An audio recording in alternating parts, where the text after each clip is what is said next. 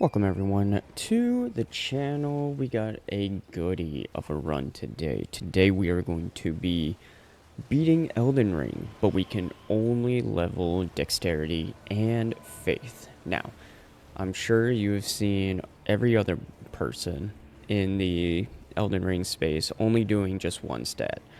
I wanted to have a bit more flexibility with the build making, so we're making it 2 stats. Now, I am giving myself a crutch. Even though we can only level Dex and Faith, I also wanted to put a limit on the type of damage we can do. So for this run, it will be only lightning damage.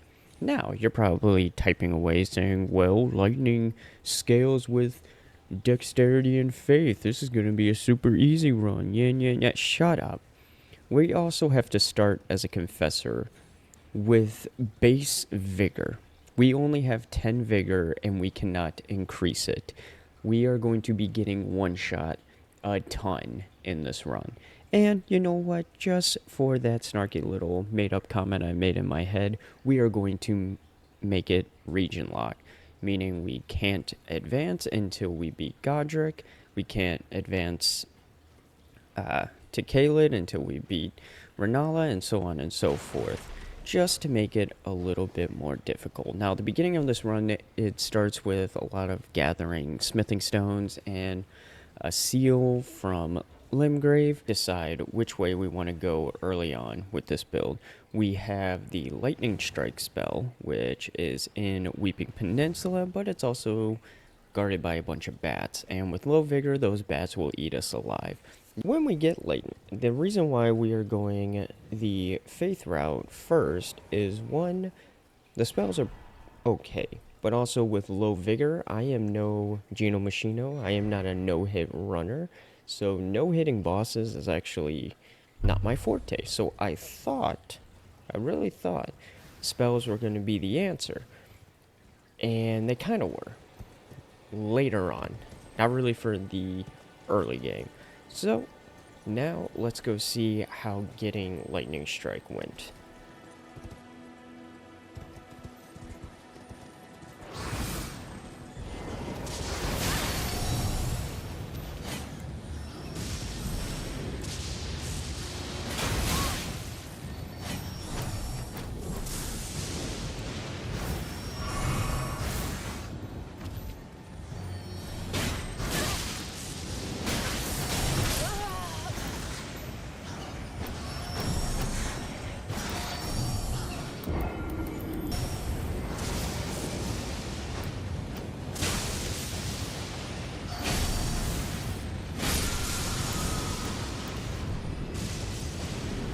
And we got the incantation, but much like a Pikachu in Pokemon Yellow, we are still kind of useless against the first boss in Margit. Lightning Strike is very inconsistent with its hitboxes, its hit zones, I don't know why. And it has a charge effect, which means you can do more damage, but that also means using more FP. So we really gotta weigh and scale the balance beam of how we want to use Lightning Strike. But let's go ahead and upgrade our seal, and let's get ready to see how terrible this fight is going to be.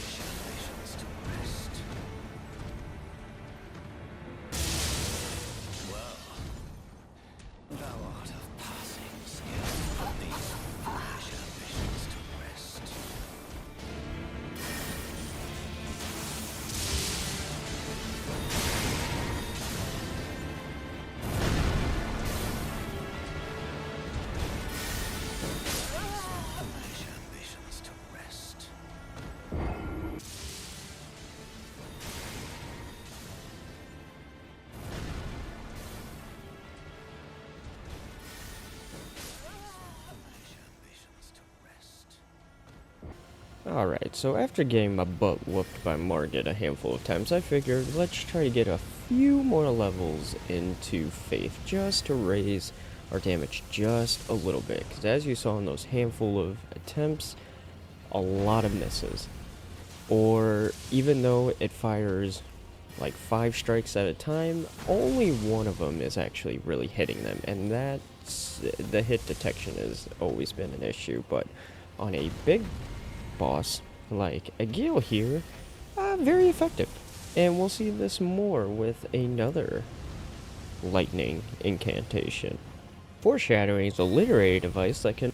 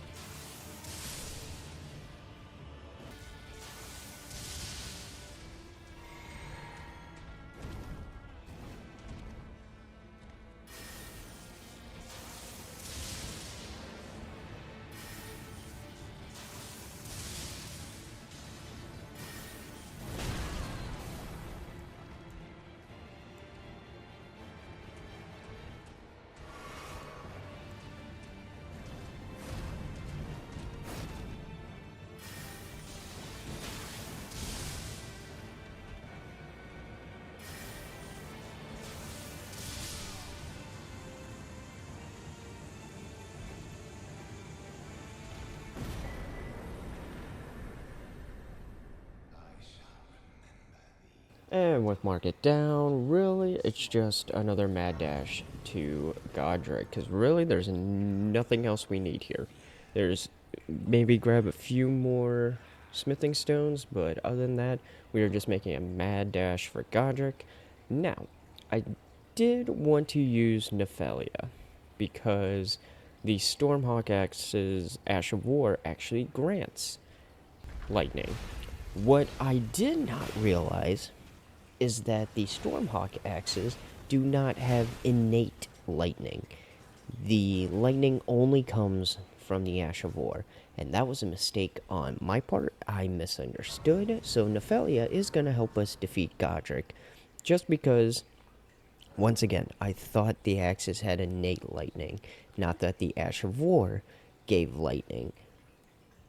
But yeah, just throwing that out there. Don't want you, if you want to say invalid run, good, see you later. But for the rest, I mean, there's a whole DLC that we still have to get through.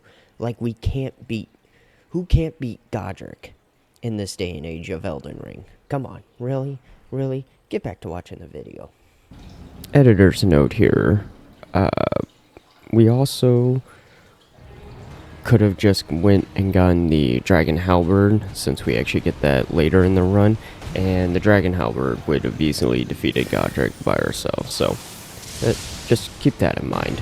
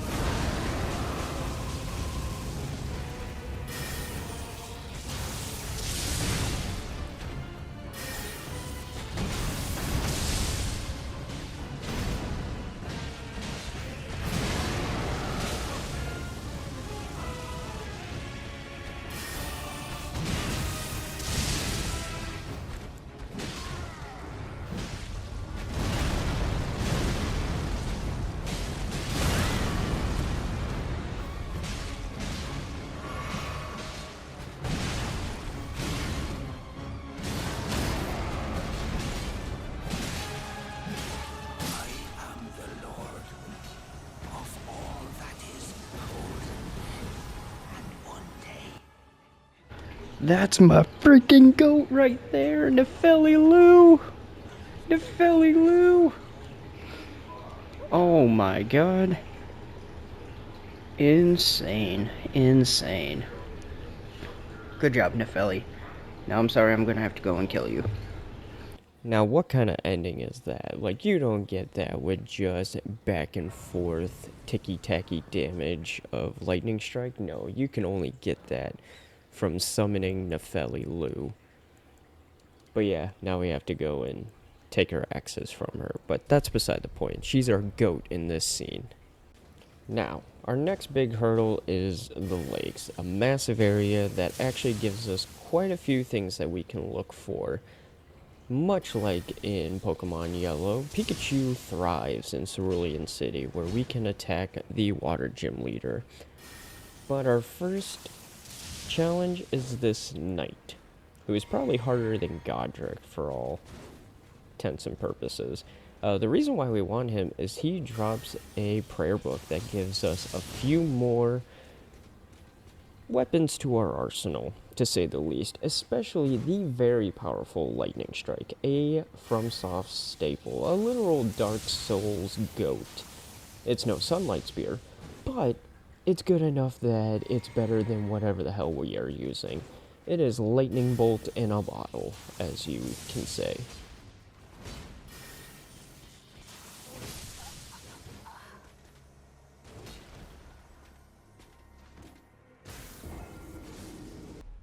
So, in a stroke of absolute genius, no way of being the most forgetful ADHD gamer around this side of the block, I forgot about the Dragon Scale Halberd. Oh, this would have made almost 10 hours of this run way easier. So, what we're going to do is we're going to go into the bottom of Sophia River. We're going to take a portal, and it takes us right to the Dragonkin soldier that drops it. With also America's Sword Seal, which also would have made this run a little bit easier for the first 10 hours. But anyway, no shame, no hate. We're just going to go and easily defeat this Dragonkin soldier. Right? Right? Hopefully?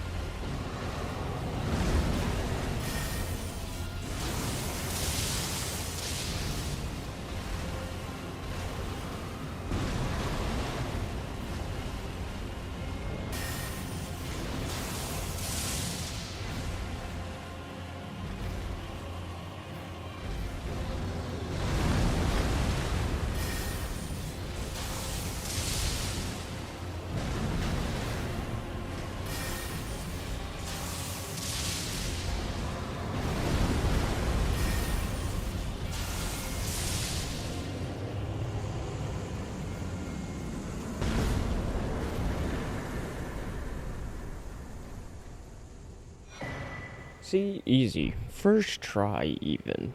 But the Dragon Halberd is a very interesting weapon. Now, the first thing that we're realizing is that we do not have the strength to wield it. So we actually have to tack on the strength not tier to be able to wield it for a little bit.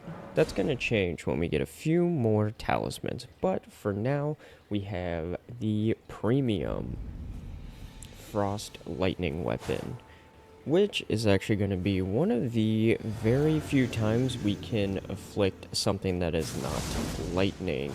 There's going to be a handful of other weapons down the road that are going to be able to inflict lightning while having maybe bleed, maybe some Rot? Oh no, you gotta stay to the end of the video. Keep watching, buddy. You're doing so good. I'm so proud of you. Thank you.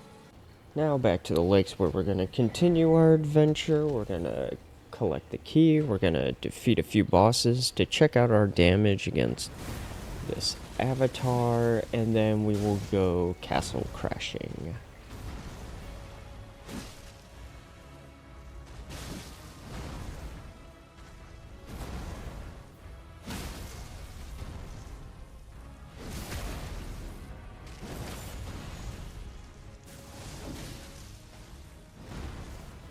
Now, with this Astral War, also, we have to worry about the time limit, because it can disappear on us, because the halberd itself does not do innate lightning damage.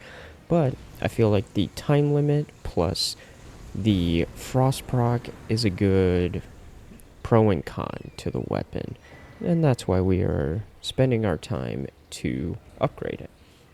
Now, back to the real challenge. We have some business to discuss.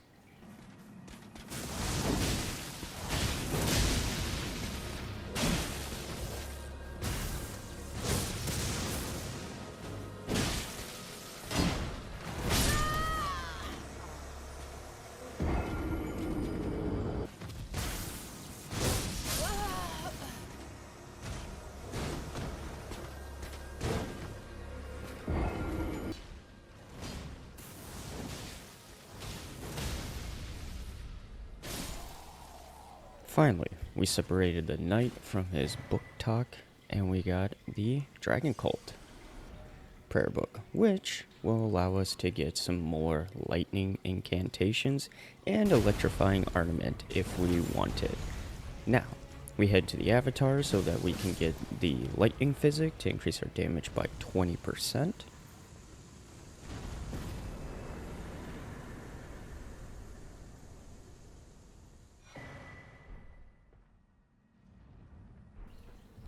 We then defeat the ancient hero of Zamor for the Radagon's Scar Seal.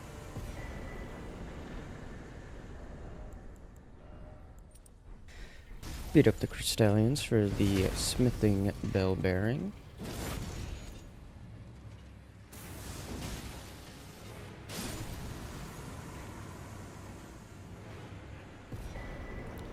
Then we go and defeat the easy avatar for the... We defeat the avatar for the bubble tier. See? Easy, first try. And as you can see, this is going to be the dynamic of the build, whether we're going to use incantations, melee, or a combination of both, which comes in handy later in the run. Now let's go face Renala.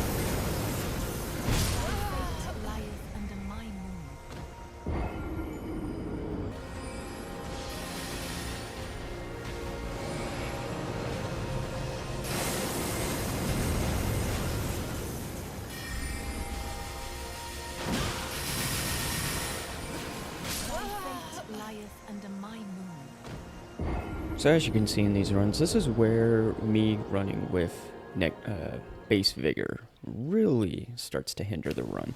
We are one shot from basically almost any attack. Now, you could say I could wear armor and that would help, but I decided that we just need to tweak the build just a little bit. So we go ahead and defeat Patches to grab the Margit Shackle, we defeated the Clean Rod Knight for the Wingsword insignia, and we go ahead and try her again.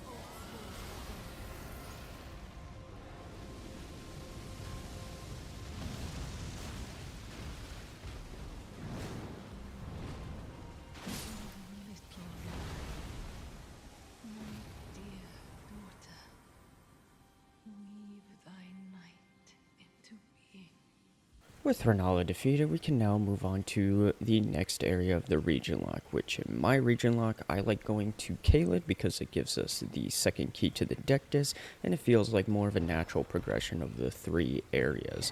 So that's what we go ahead and do. We get all of the essentials in the Caelid scavenger hunt. We pay Millicent a visit, who is going to be very crucial when we get to Altus. And we do the room farm for Grail for the 100k runes, and then we go ahead and spend that runes to level up. I went with more faith this time around because I feel like the incantations being a little bit more powerful early on would be great beneficial if I got stuck with melees or getting continuously one-shotted. Anyway, we go and get the Somber Bell Bearing from Mr. Falling Star Beast.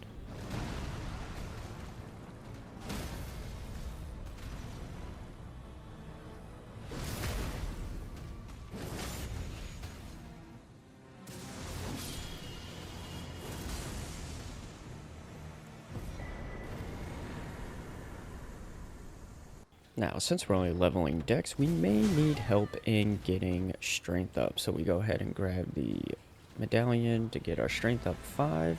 We also grab the buff Flame Grant Me Strength in case we need a little bit of extra damage. Then we begin the first part of Millicent's quest, which is taking on O'Neill in the Swamp Aeonia. And we go ahead and cheese him with incantations since he can't get up this tree. And with him defeated, we go ahead and heal Millicent, who also gives us the Dex Talisman, increasing our Dex by +5. Now the part where I find the most challenge comes from the Caelid region lock, is since we don't touch Altus, we have to face the Crucible Knight and Misbegotten duo, a fight which I have never done at rune level 1, nor have I done at base health, so let's see how this goes.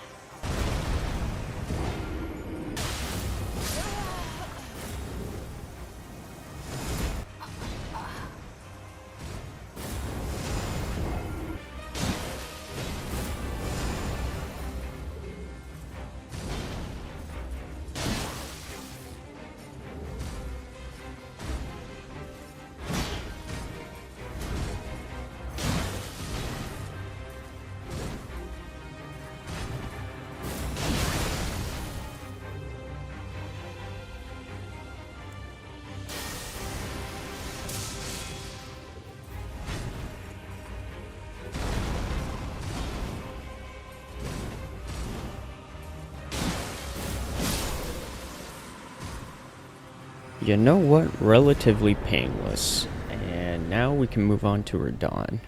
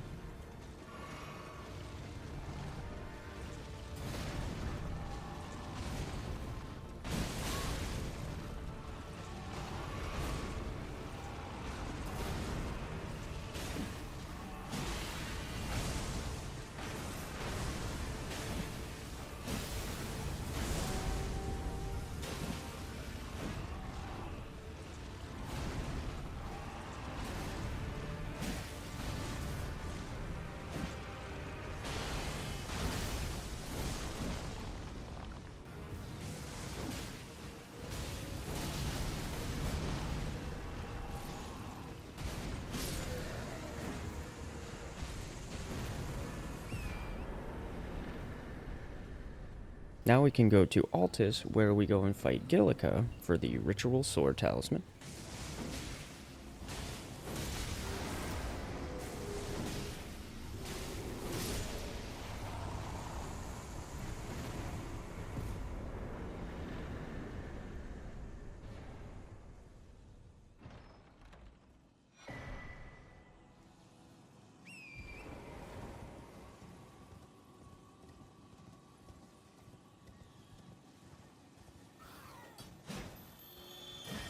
Next we go ahead and grab the Lightning Scorpion Charm, and we continue Millicent's quest by grabbing the Valkyrie Arm.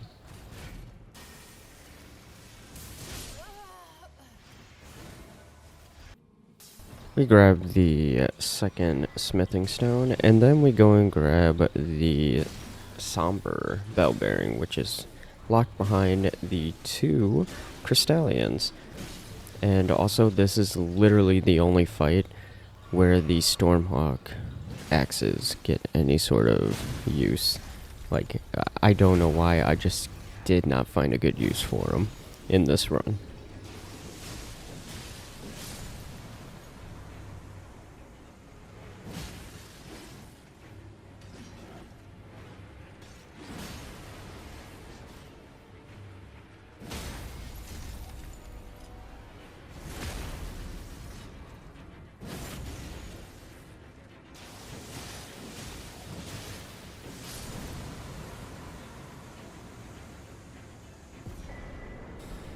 After that, we go ahead and grab Lightning Ram, one of the only Ash of Wars right now that we can get that have natural lightning affinity until we get into Lindell, which we have to defeat Draconic Tree Sentinel to get.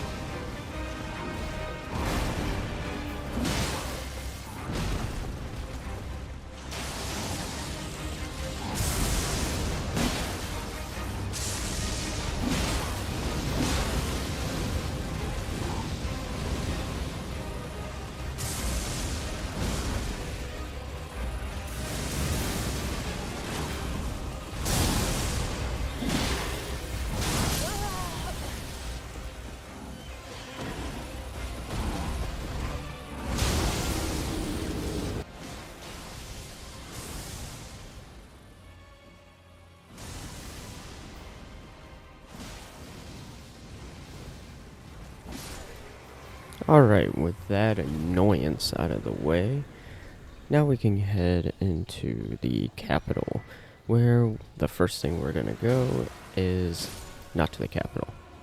We're gonna complete Millicent's quest by defeating Godskin Apostle and then killing Millicent for the Millicent Prosthesis Talisman.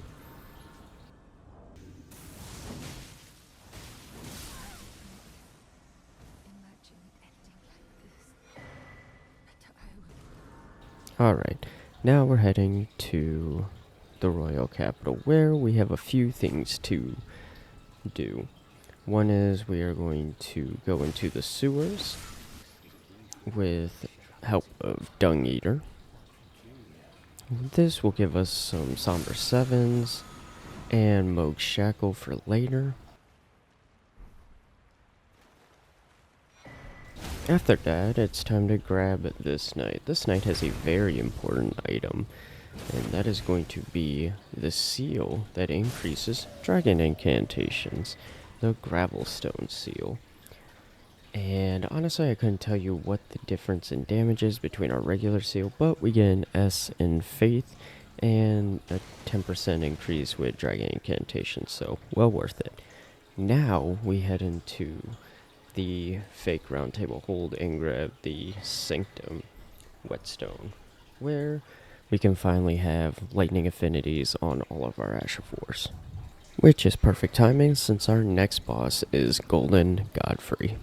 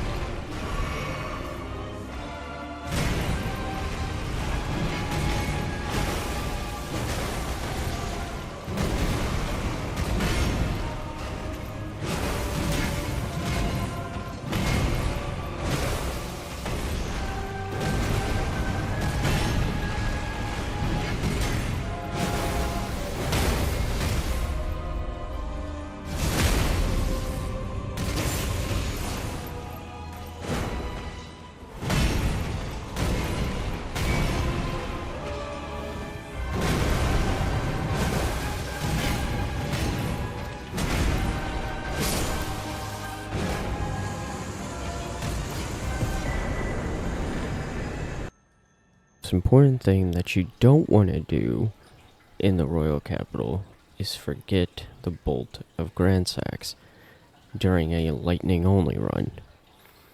It may only have some niche uses, it may be just an Ash of War, but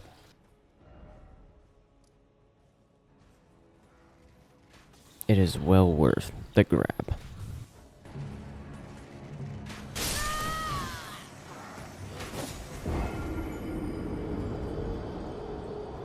Well then, it's time for Morgott.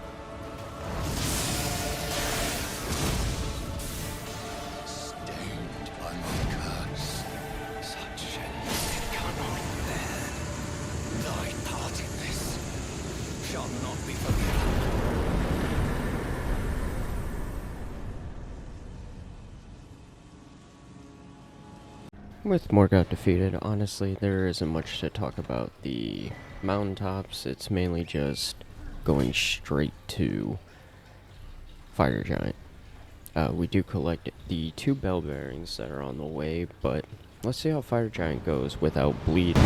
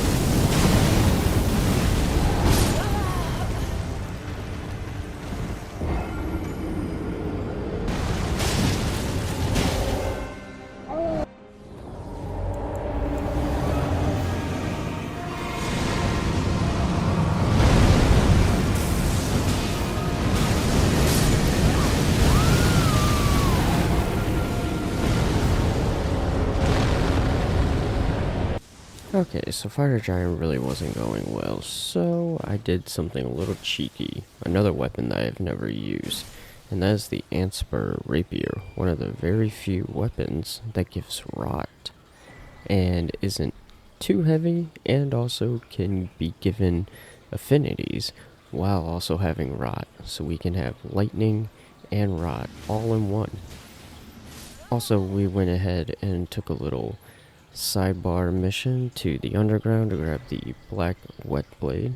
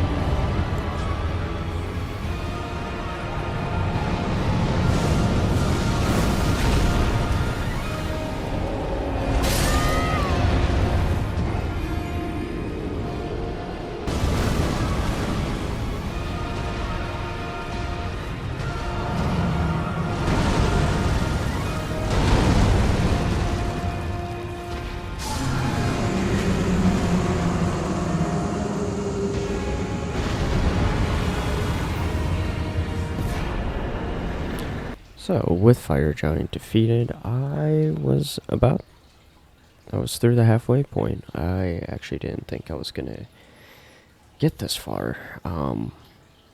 Yeah, but maybe it was just like some rune level 1 memorization or some tech that I was, stored in the back of my brain. But yeah, now how the hell am I gonna beat Godskin Duo?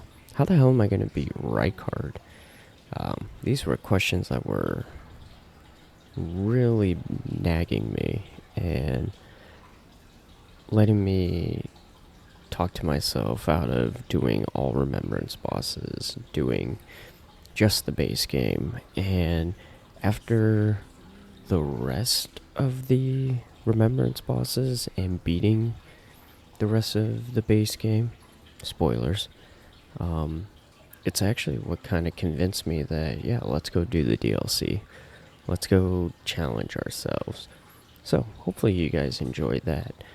But now, it's time for the long Rykard setup, because I specifically wanted to use this build to beat Rykard without the Serpent Hunter Spear.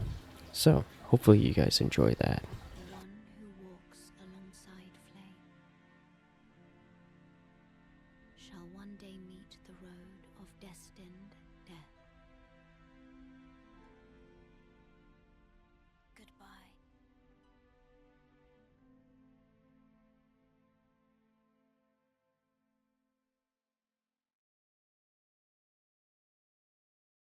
But first, let's go ahead and do our stuff in Farum by grabbing the next prayer book that gives us Ancient Dragon Lightning Shock, the Goat Lightning Incantation that is going to basically GG the whole game. Next we go to Mount Gelmir and we grab a few more weapons like the Scavenger's Curve Sword, and we're also going to go ahead and defeat the Godskin Noble that is blocking there. Also, very underrated weapon, but we're also going to grab the Bloodhound's Claws. This weapon actually comes in handy for one particular boss, and I'll let you guess which boss that is.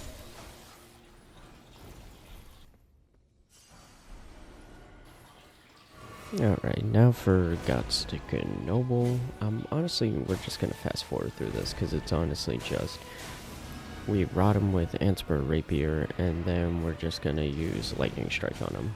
Very anticlimactic fight, but he did almost get us. But luckily with Ritual Shield Talisman that we got from the Royal Capital, he can't one-shot us, so we're actually pretty tanky for having no health.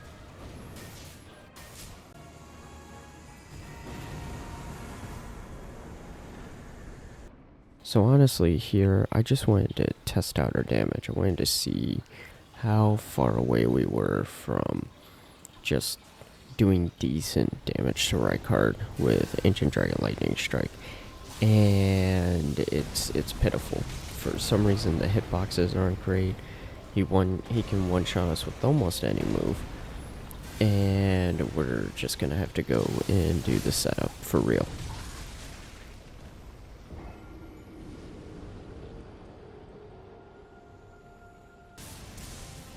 And we begin that setup with defeating Godfroy so we can get the Godfrey icon for increased charged attacks and skills.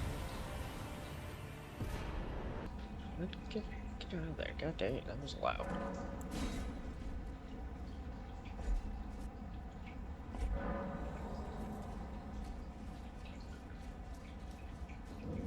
Alright, interested. Alright, yeah, sorry for that jump scare, random streamer alert, but yeah, we tried to, we tested out, OBS and all that, and see if we can do it, but that doesn't distract us from the fact we get the Godskin Swaddling Cloth, which is going to be pivotal to this build, and then finally we grab Mimic Tier. It all comes together, I swear. Next we grab all of the Ghost Glove Wards that we need. Also, the layering for the audio in some parts, I messed up with that and did not realize what was causing it. Eventually, I do figure it out, but there are some very noticeable parts where the audio is layered over itself and it sounds like an echo. I apologize. I am new to recording on OBS, so it does get fixed. It's fixed now in all my newer newer videos, but at the time of recording this, I was a noob. But anyway, here's my card and how we defeat him.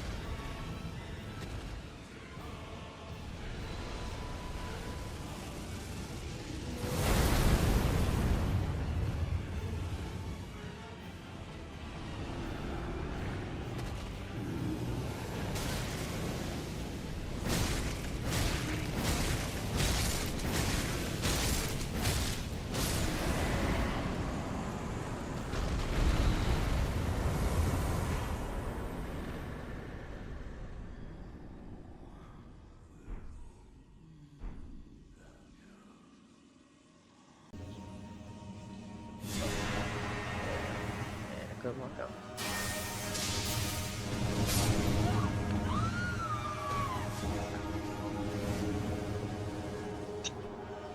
Ooh. Oh, that was a perfect start.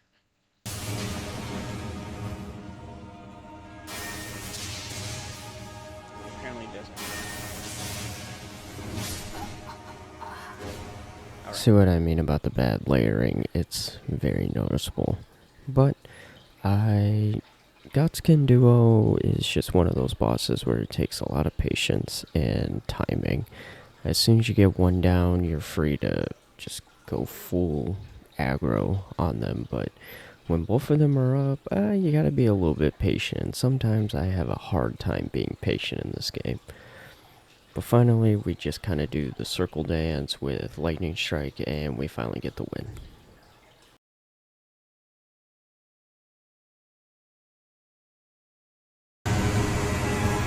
Let's go. Alright. Not too bad, not too bad. So after Gods, can we just make a quick trip? And I realized that I did not want to do the Dragon Bird run. So I went ahead and did the skip for it.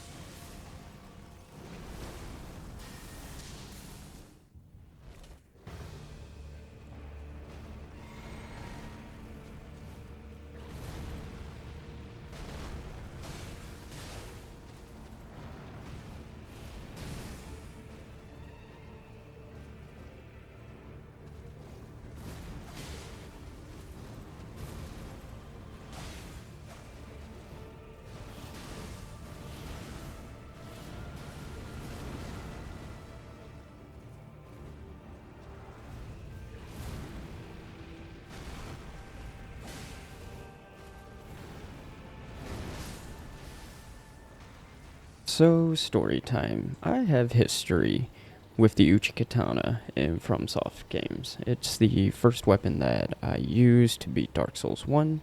I used it in my first playthrough with Dark Souls 3, and honestly, it's just a really great weapon in Elden Ring. But my history with it in Elden Ring is that it's the weapon that got me to beat Malekith at rune level 1. And I don't know why it took me so long to actually go and get the Uchi. Maybe it's because I wanted, like, the lightning whetstone knife before I would grab it, but for some reason it took me forever to get it. And now, with Malekith and us getting stuck, I finally broke down, like, okay, let's go get the Uchi, let's go get Unsheathed, let's make it lightning affinity, and let's just see if I can have that rune level 1 sort of luck. Because that fight is on my old channel, and it was like serene bliss, because as soon as I beat that, it all started to make sense on rune level 1. And I need to start treating this run, even though we have the damage past a rune level 1 character. I have the health of a rune level 1 character, and we need to make sure that we respect that aspect of Elden Ring.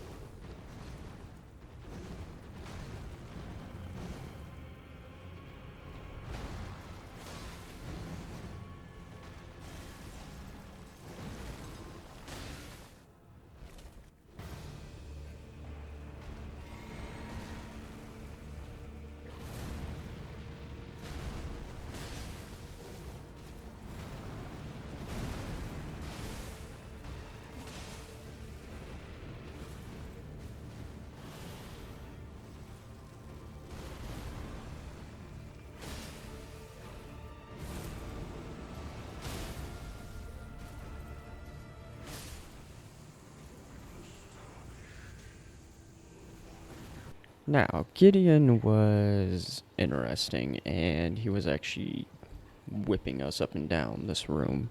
So, what we had to do is we went ahead and used Bloodhound's Claws, the Lifesteal Ash of War that we can find in Caelid, and then Electric Ornament to keep with the rules of doing lightning damage only, because you cannot put lightning damage on Lifesteal Fist. But yeah, super easy fight when we did it this way.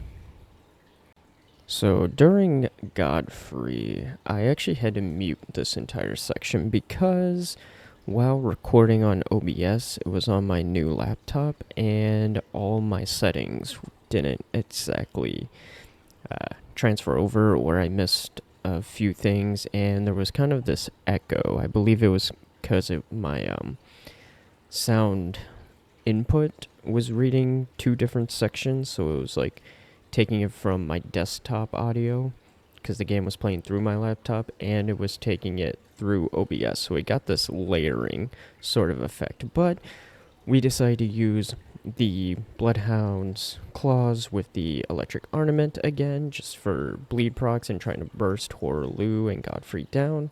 And this is how the first attempt ended. Getting absolutely smoked. But on a few tries later, you can see in this, we had a special guest appear in the camera.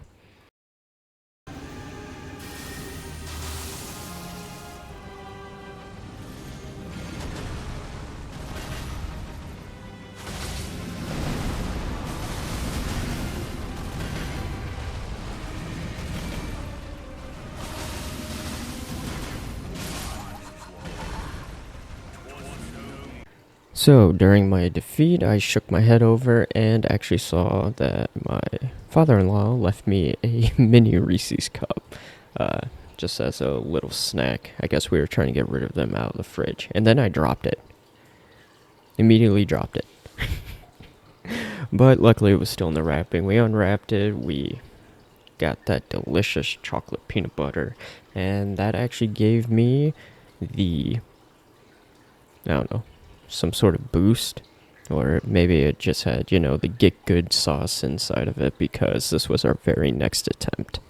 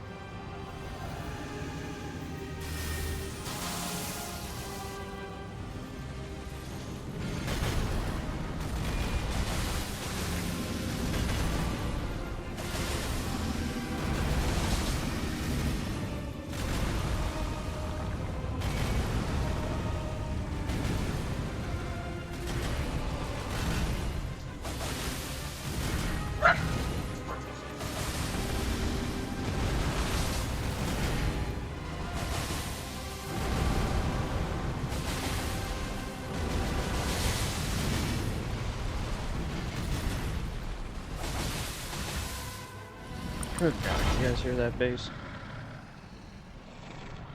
Yeah, that's the lovely neighborhood bass thumper blasting us so fucking loud you can hear it in the back of the house. Ridiculous. Alright, let's get this. Sorry about the dogs. They're dogs.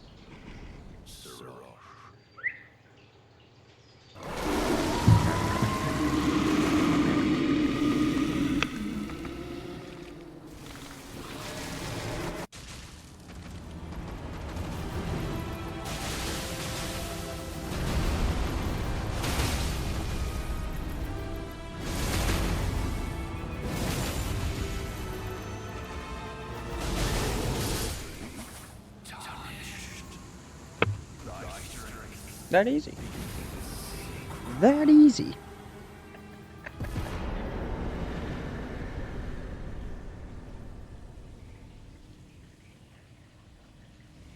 Alrighty. Well, that was easier than I thought. That was a clutch stagger, though. Clutch stagger.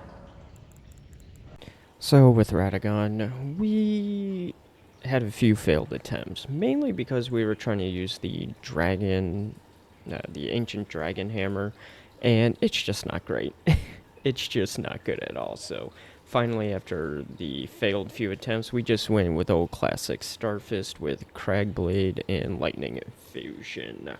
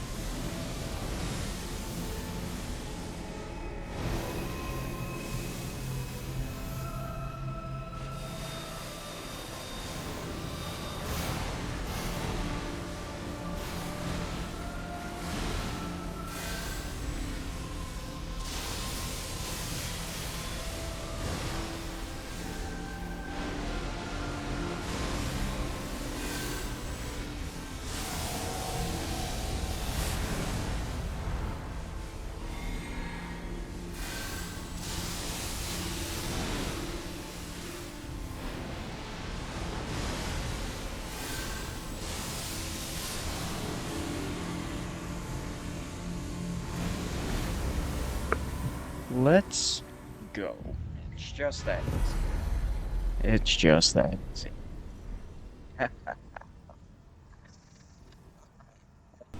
So now, for all those of you wondering, wait, during the Godskin Ghost duo, he had the King Cragblade. When does he face Placidus Axe? This is when I face Placidus Axe. Yes, we beat all those bosses, Malekith, Gideon, Portaloo, Radagon, Elden Beast, before Placidus Axe, and we still have not even faced Rykard. So enjoy these attempts against Placidus Axe.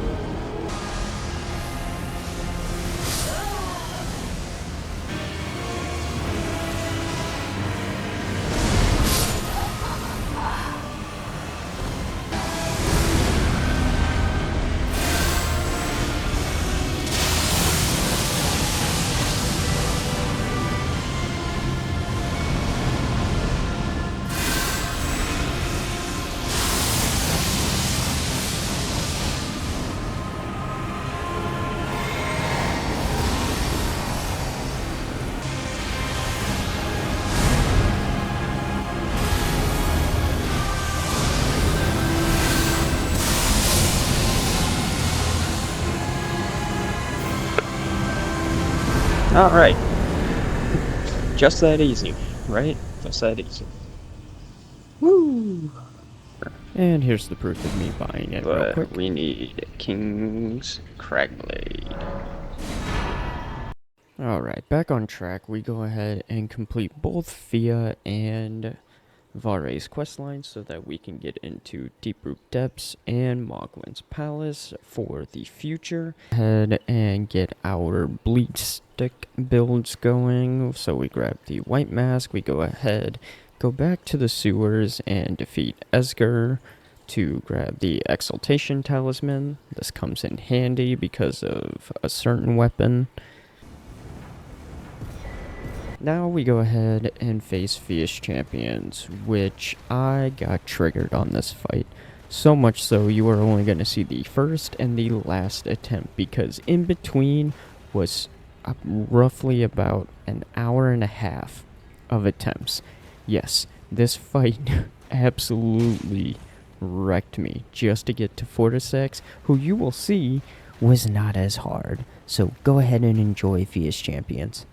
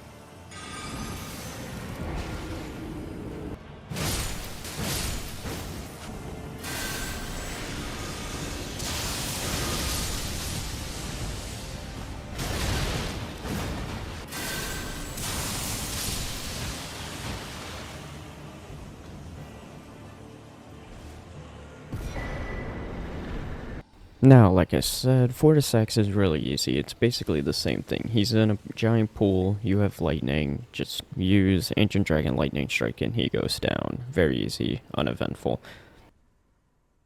Next we go and make a pit stop to the Dragonkin down the well and get his incantation for Frozen Lightning Strike.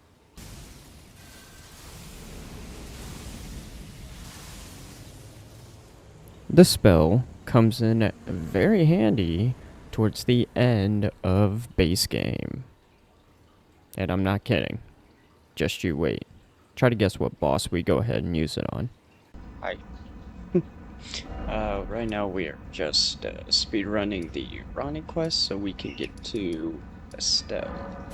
So that's Livestream Curse, giving a summary of what the stream was going to be about. For editing Curse, I completely lost the footage of Estelle. Not like lost like it got deleted. I mean lost like in there's over 60 different recordings for this run because of how jumbled it got between recording on PS5's recording system, getting a new laptop, getting all the files I had on my old laptop that I used on OBS to the new laptop, and then trying to figure out OBS on this laptop. Like this, it just got jumbled. So if the pacing right now feels a little off, that's probably why. But also, I really wanted to get this Rykard fight out of the way for how much setup it took and just how long it took me to beat it. At this point, we still haven't beaten Rykard, and this is where I was like, oh crap, we need to beat Rykard at this point. So this is why it kind of feels off. But now we only have 2 more bosses left, and that is Moog and Melania. So let's go set up for Moog.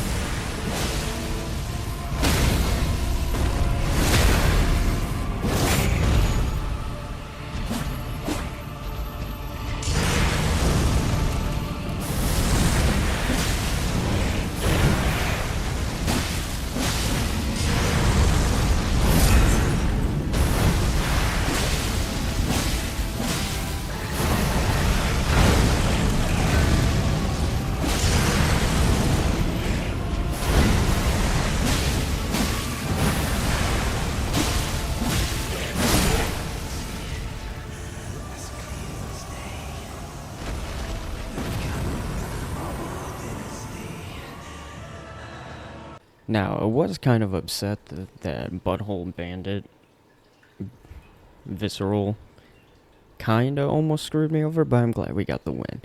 Now, at this point, after beating Moog, I was like, okay, am I going to the DLC? And I was really on the fence about doing the DLC, mainly because I don't have a lot of time, like free time. A lot of these runs are within like specific time frames of my recording, and I knew the DLC was gonna take a lot of effort since I've never beaten it on room level 1, and just having base health was kind of scary to me, and I felt like it wasn't gonna be possible. But that's for future Curse to decide. Right now, Curse is saying, okay, I know I can beat Niall and Loretta. So now let's just make our way to Melania and see how long that takes. Because that fight on base health is a challenge even of its own without getting to the DLC. So let's go ahead and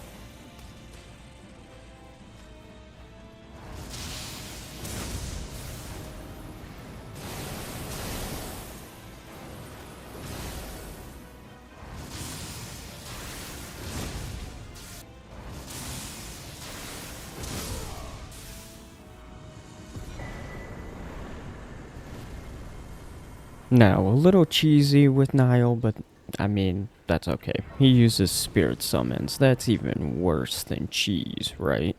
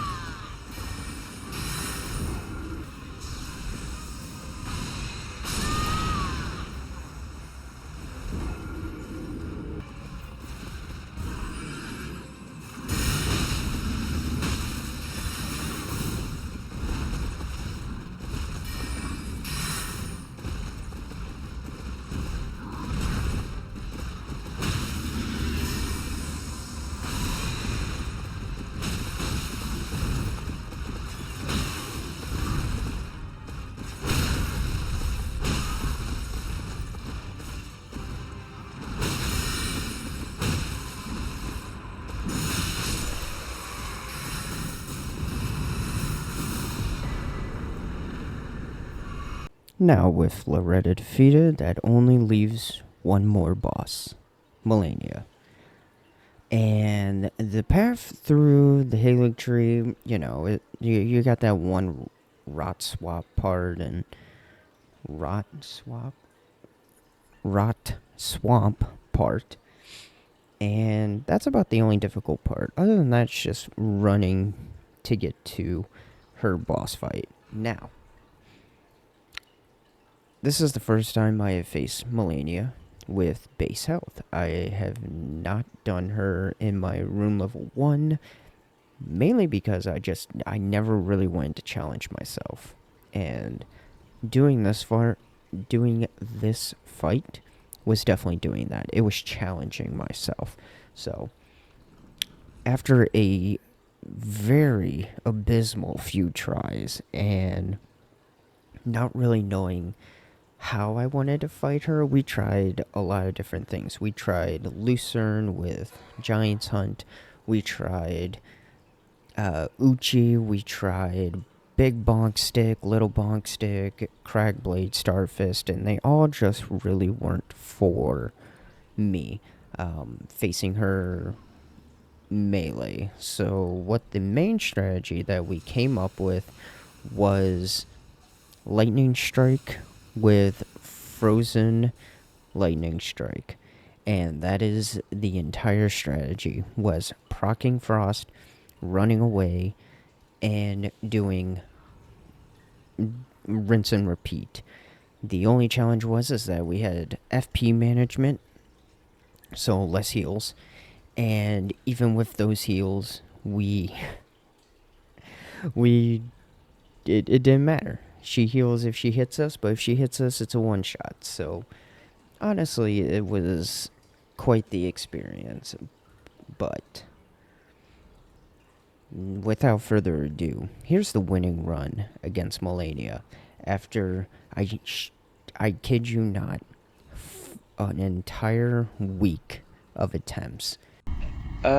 Basically, this whole recording is gonna be Melania.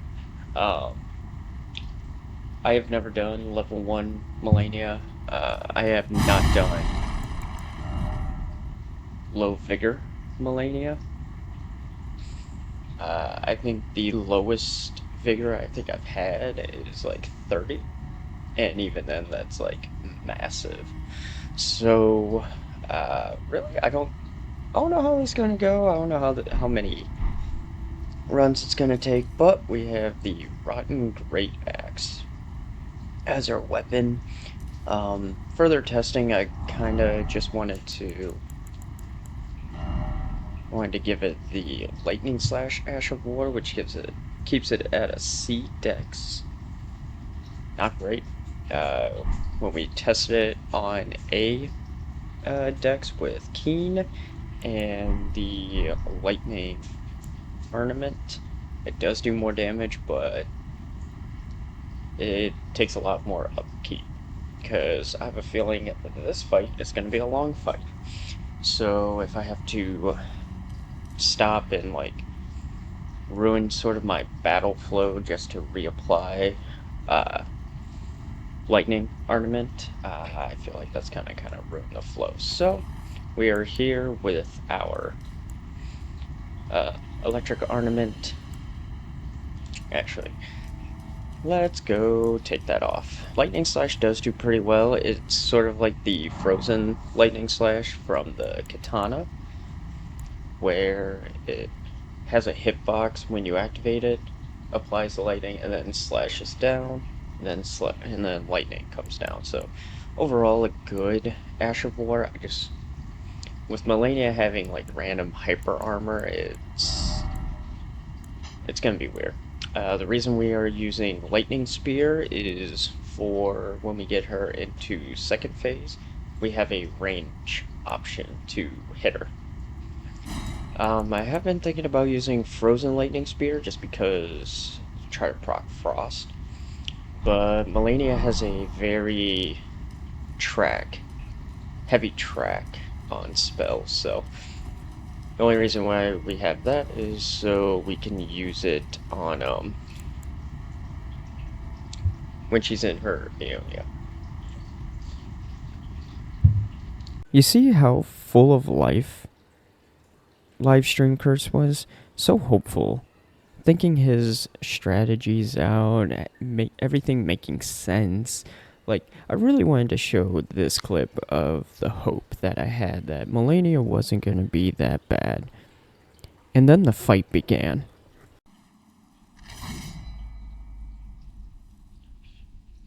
And I have never known defeat.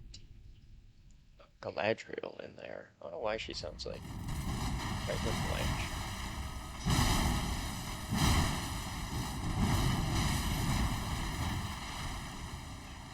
Nice. Okay, we can take a hit with our full health. Bonk.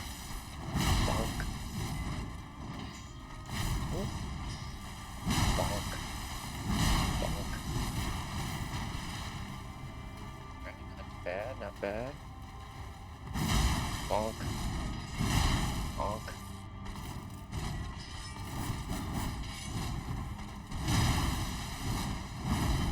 Ooh, nice. There it is.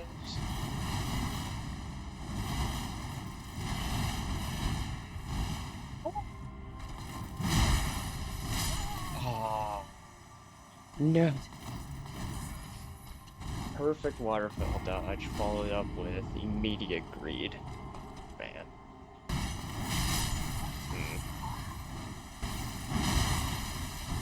Really? Mistimed it.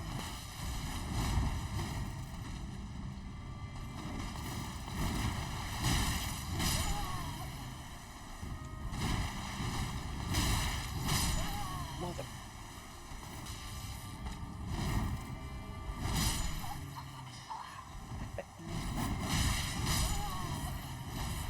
Yeah, we're gonna die anyway because I hit her with non.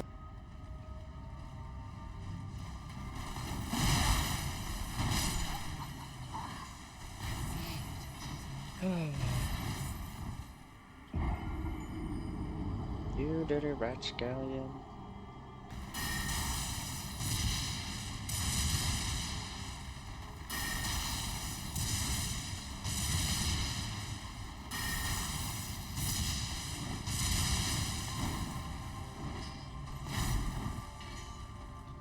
That could have been bad.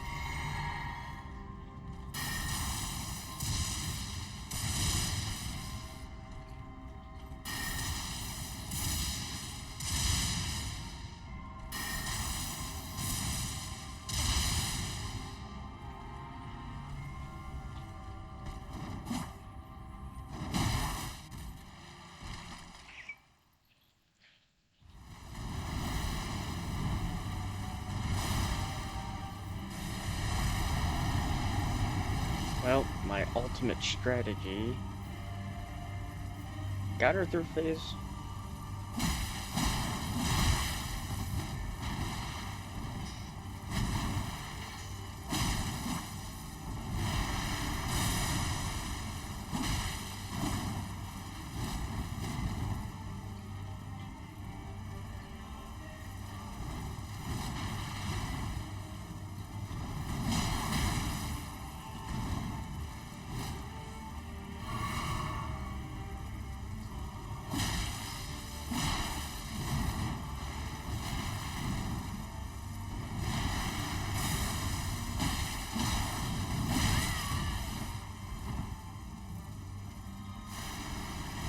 Oh, shoot.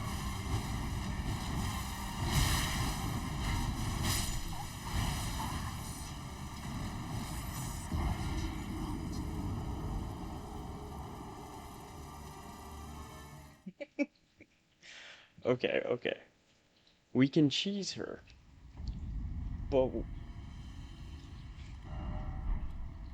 how many do I have total? I have 11? There's... Okay.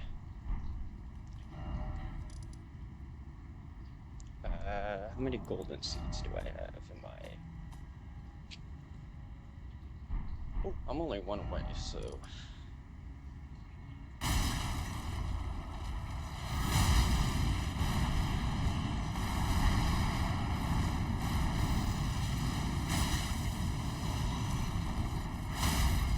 Go. In the eye. Out the head.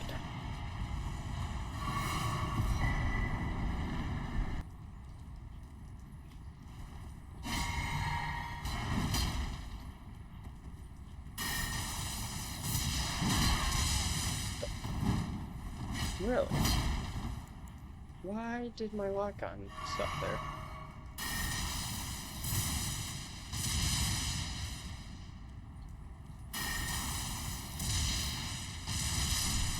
Get wrecked. Oh, I got wrecked.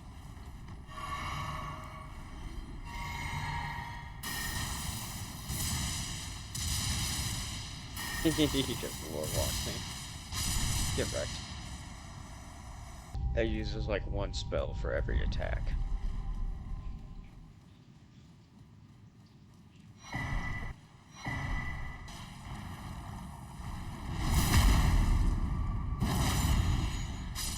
There we go.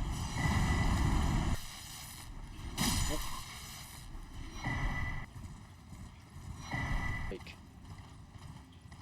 if we killed Fortis, like, if there was a way to kill Fortisax before getting to... I guess you could. I guess you technically could get to Fortisax and defeat him. But imagine getting here and, like, say you defeat, you know, Gossa Death and whatnot. All of these guys came alive.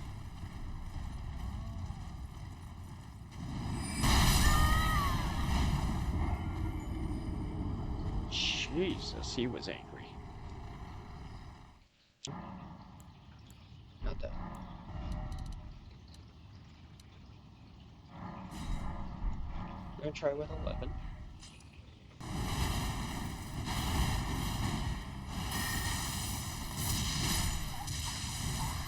That was great.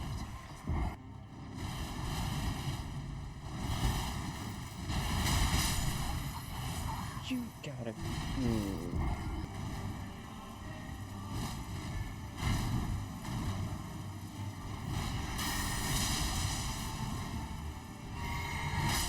No! What?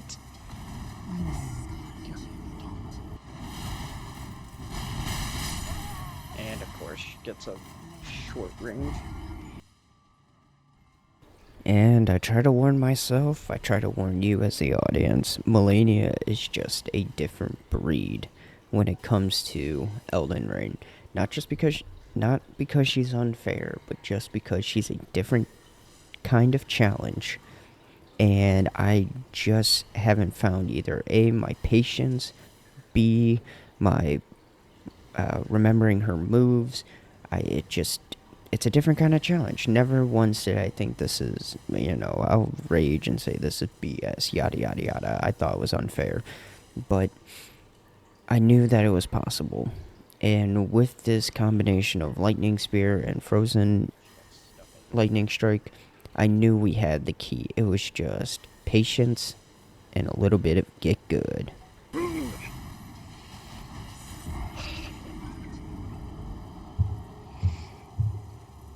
Oh my god.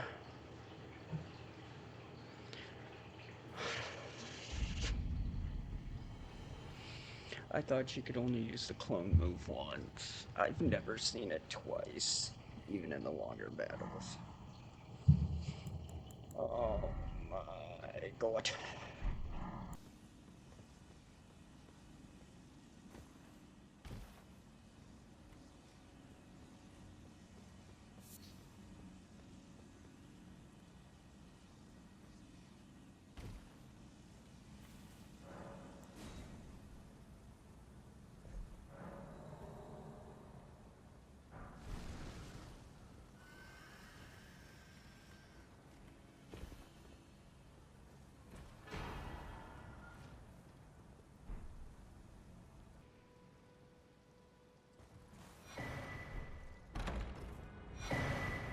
Now, after collecting the items we need for our new strategy with our new build, I just want to say if you like this video, go ahead and like and subscribe. It really helps push my video out into the algorithm, and I really enjoy making these Elden Ring videos. Now, if you're wondering why we're facing random bosses, it's because I needed a break from Melania. From all the attempts, I was just losing myself, so we just went ahead and defeated bosses that we missed just to try and clear my head, get a palate cleanser as it is. But eventually, we got the run. And I think it's time that I show you that run. Also, the fact that my winning run happened while me and the fiance were having a very serious conversation about one of our accounts. So if you hear anything like that, that's what we're talking about. But imagine that I'm being distracted on a run that I've been stuck on for weeks, and I beat it because I'm being distracted by something else. Hilarious irony.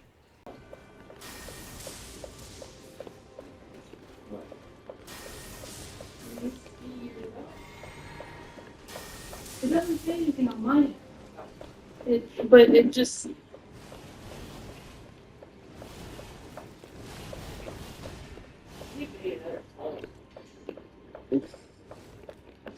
Your contact Rena has been placed on hold. Please call to resolve this issue.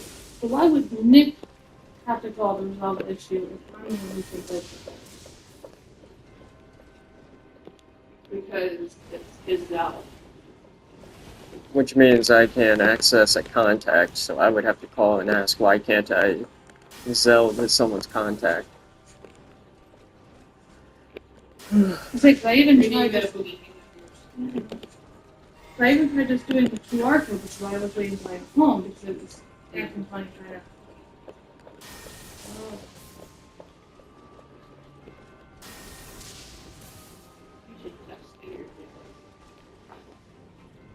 That's a little weird, right?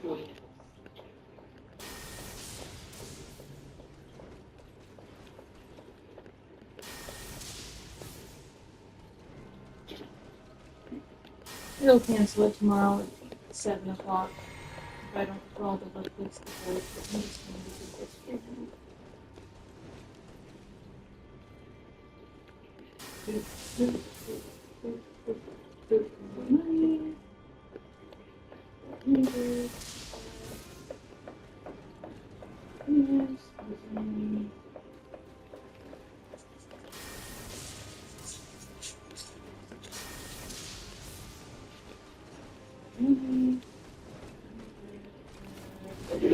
Ooh, goddamn, that was close.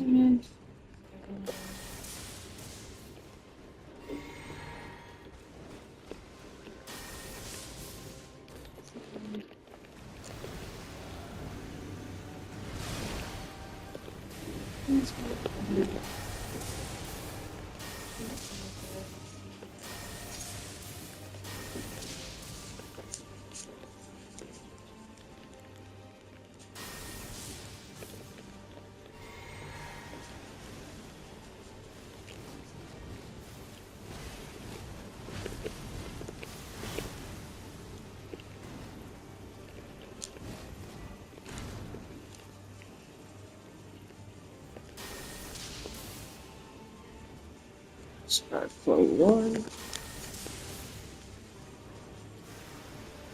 Oh, God, she did it again.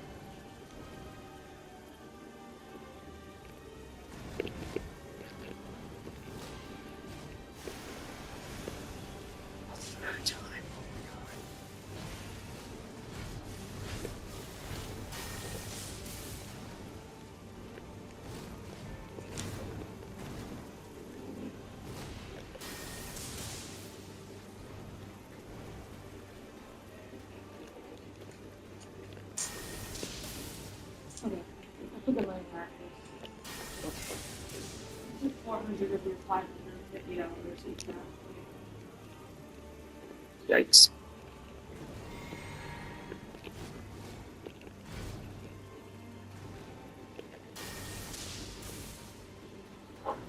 Oh my god. Please! So better? Yes, a little bit. Sir, I've been stuck on that for weeks. So it took you so long, but she ended up doing it. I was waiting for you to be done, and I would have done it. How did you wait for me to be done? Because you had my phone. Why do you need the phone to change the water? Why wouldn't I need my phone to change the water? With Melania defeated, that finally brought us to the grand question. Do I want to do the DLC? I am not an expert with the DLC. I enjoy the DLC. I enjoy its bosses, but I've never attempted the DLC at like room level 1, so having below base health against bosses I've never no-hit and more than likely will one-shot me, I felt like it was going to be a very challenging part of the run. But I thought if I want to be an Elden Ring challenge runner, I have to nut up and do the DLC. So this is me live on Twitch, getting prepped, getting the nerves all taken care of before we go ahead and do the DLC. Now, I don't really have a region lock rule set for the DLC, so we ended up just doing the DLC with no restrictions and having free roam available. Oh, easy.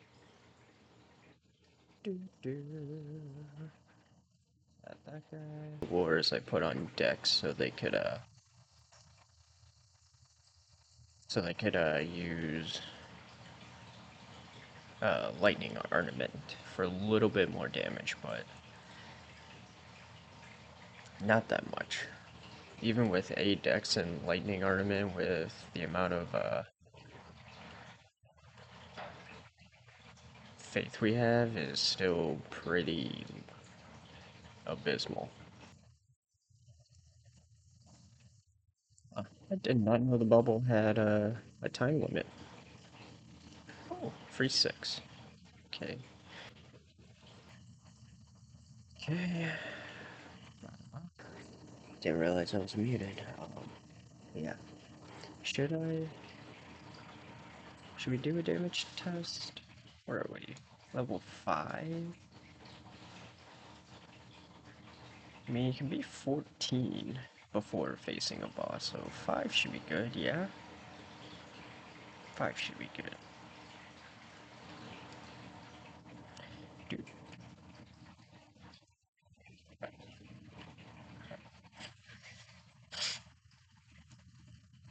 that's on me. That's on me. I didn't respect him.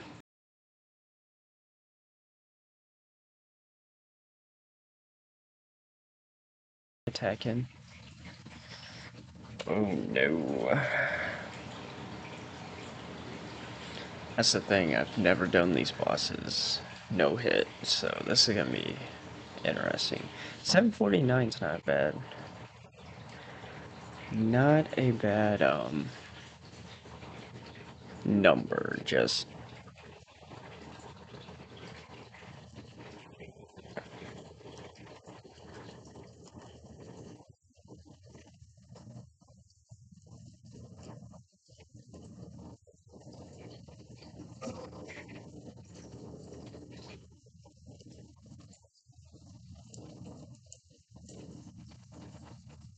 oh, oh wait, I can't do my turtle shell. Wait,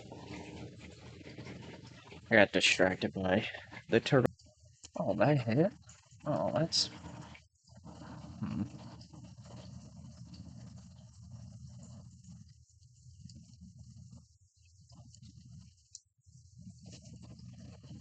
Didn't even know what he was... Yes. Right into the smoke screen. Goes perfect with ice cream. They knew what they were doing.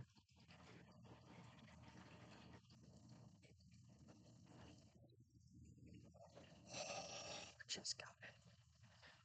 Never punished.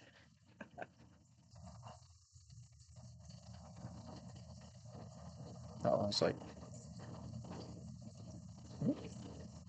oh, it doesn't drop it. Oh well, I asserted my dominance on the goat.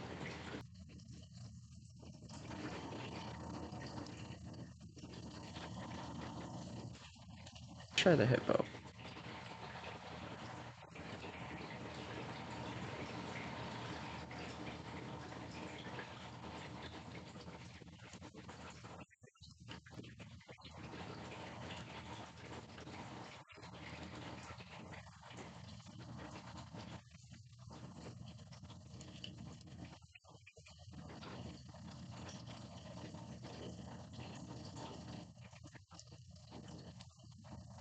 Oh, that missed. That missed.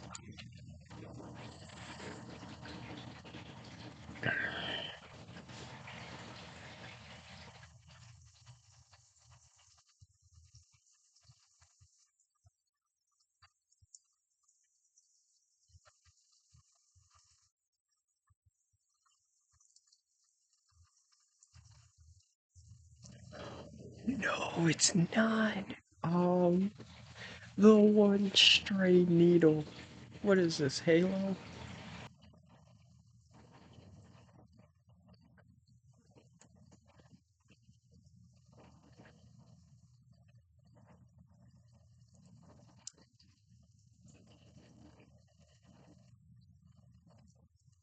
Let's go.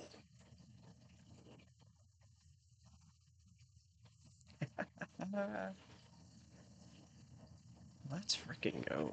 Alright. One boss down.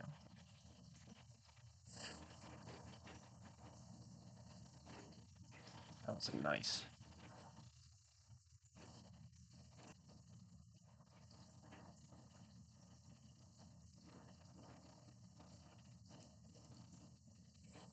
Okay.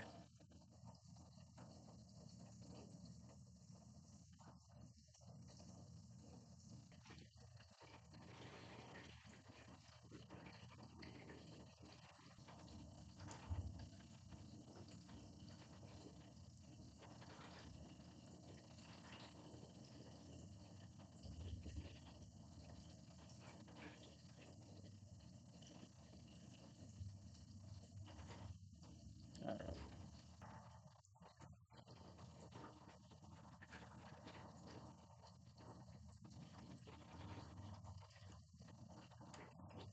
There we go.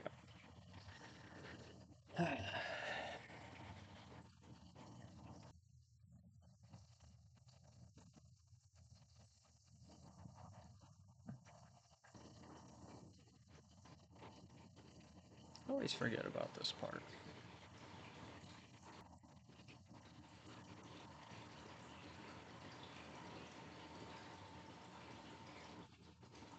Alright. Welcome, welcome.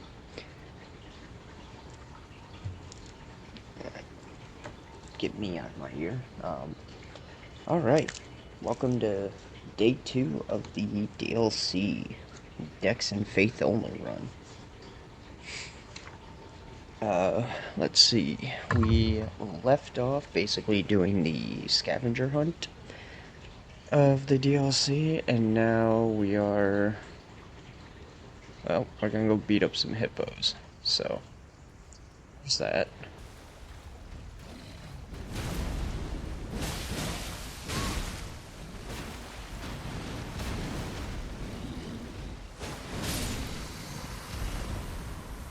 Ooh. Oh.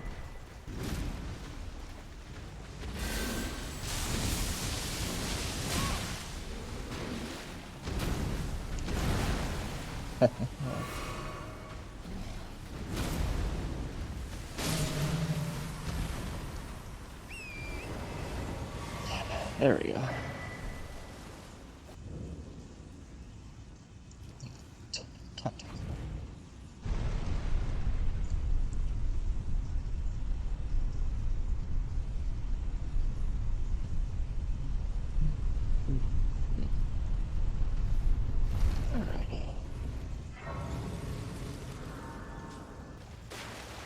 based.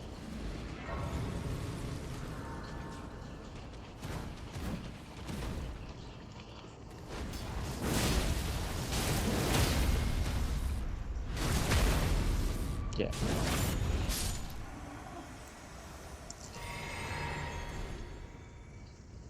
Though I will say, only having base arcane. So there's that one. Alright, this will definitely tell us everything we need.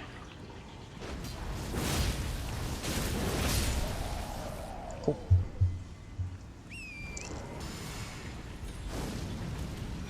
There it is. Alright.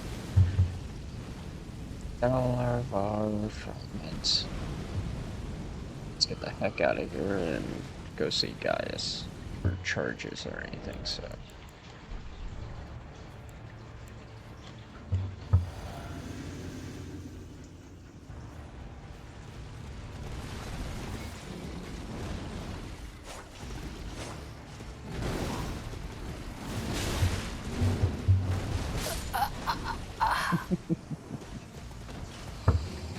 Hello, Gaius.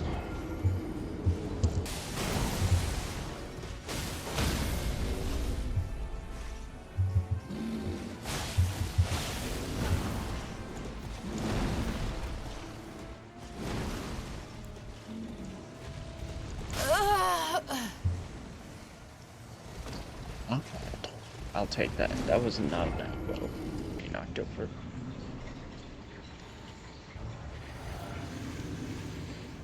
Okay.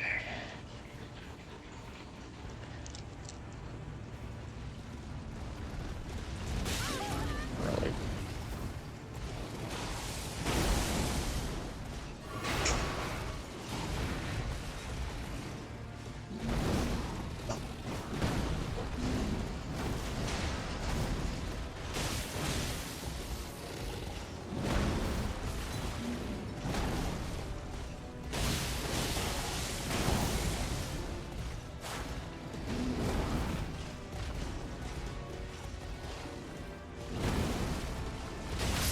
It's right into what? Okay.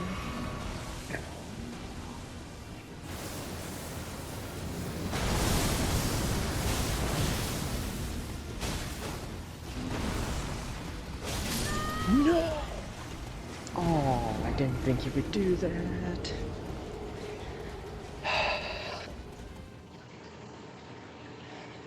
Okay. Alright, so one more pit stop. Just because it's part of the build.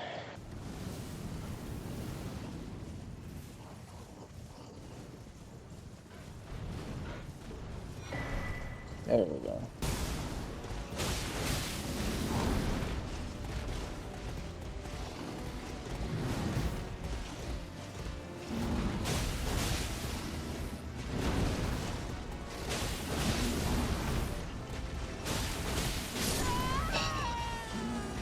Dang.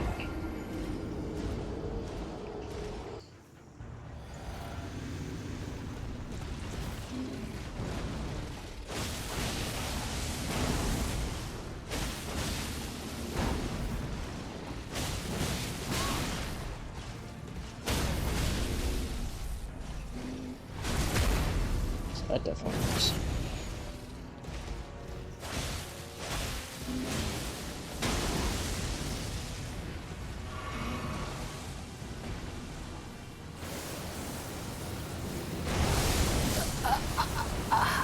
Oh, I was early.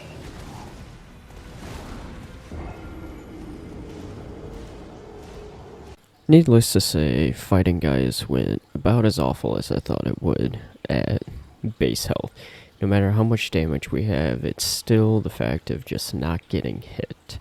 And that part I was really struggling with in this super speed version of all my attempts.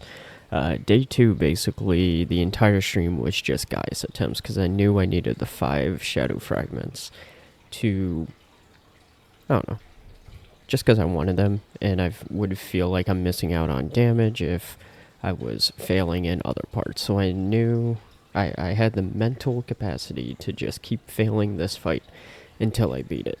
Until eventually, I stepped away from the milady, and eventually we went and did a black steel hammer build with the extra holy lightning, which was kind of a cool dynamic, doing holy and lightning with an Ash of War. But I mean, this actually surprisingly is probably the worst fight of the entire DLC, mainly because it was just, you know, those first time nerves of doing the DLC with below base health. But I am looking forward to the rest of the run, because the rest of the run, there's some good ones in this. But that's not just to keep you here. I hope you're here just because you're interested in how I completed this run. So, now, let's get to the winning attempt with Gaius. I just can't believe it's taken this long.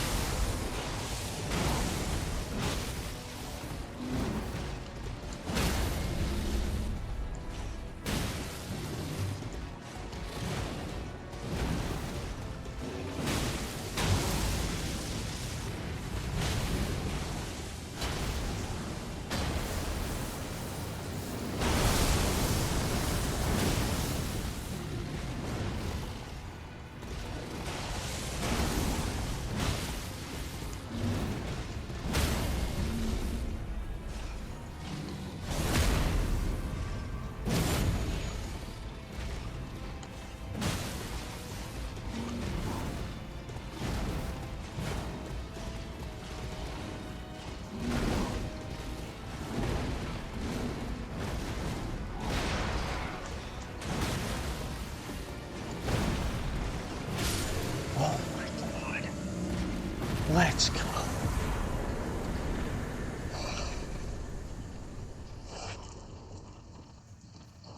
Oh my god, absolutely, let's go. Jesus Christ. Finally. 2 hours later. Legitimately 2 hours later. And just like that, we do a no-hit Gaius for our winning attempt, which was really cool and really satisfying.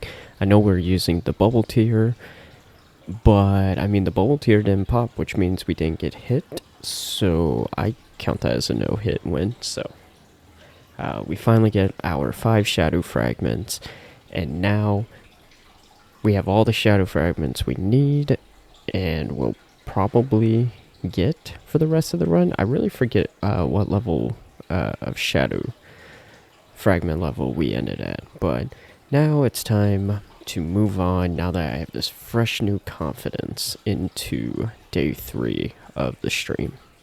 Never mind, I forgot I ended day 2's stream trying to fight Bale.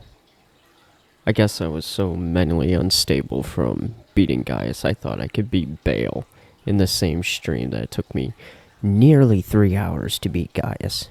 Well, let's see how it goes.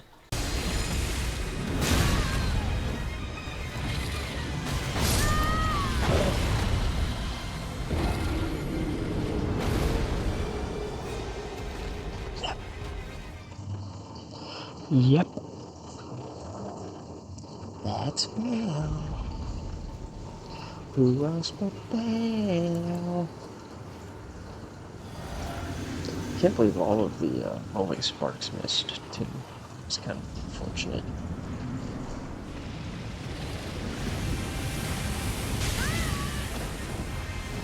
Oh, but that's good to know.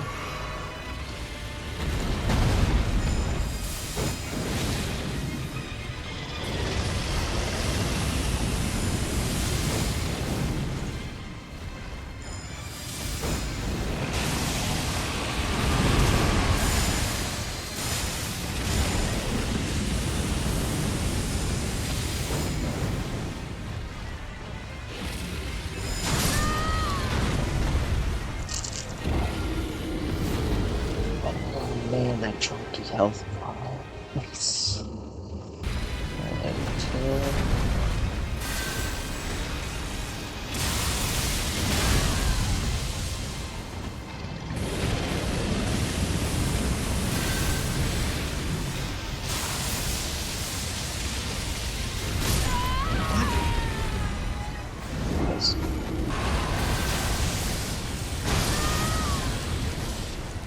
okay.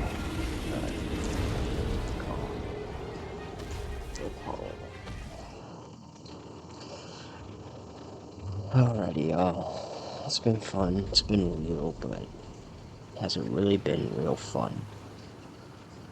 Think about that.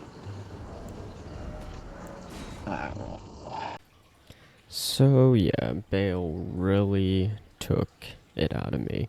So what do I do next? I go and try to beat Materi. Yeah, Materi. The boss that has basically a 3-phase one-shot with, you know, hard cap vigor. And we're going to try and beat it with base vigor. Below base vigor, if that. Yeah, my sanity was not okay during this.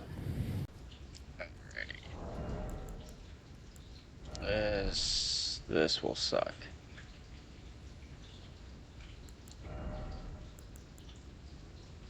This is definitely gonna suck. I believe she one-shots no matter what, so we're just gonna go full. To go full damage here. Okay.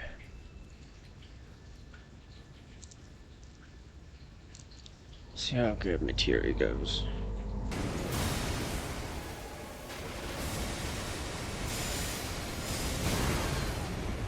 Alright. That's the move.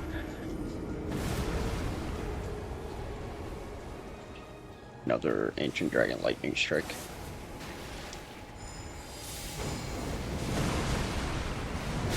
It's the double.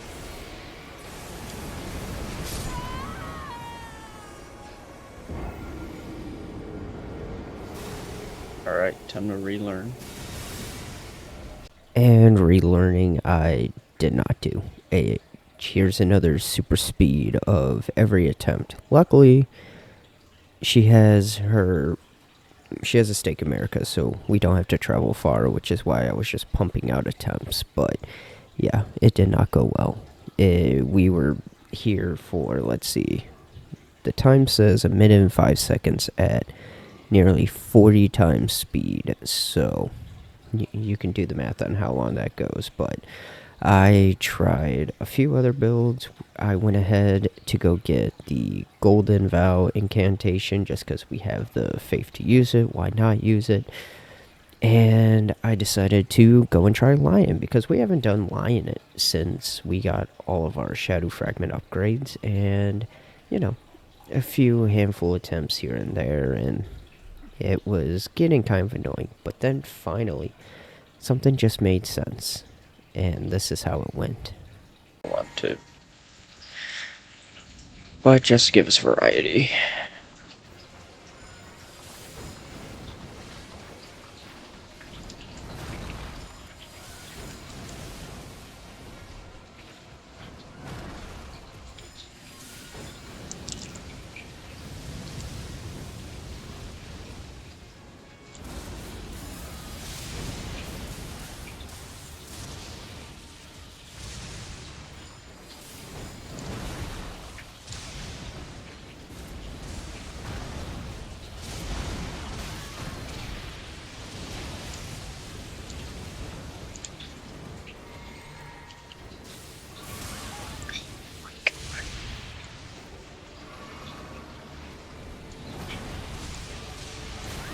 Oh my god.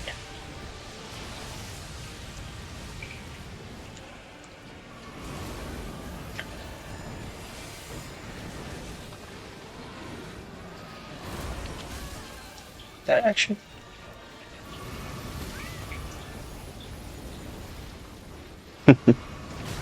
No, it didn't register my dodge.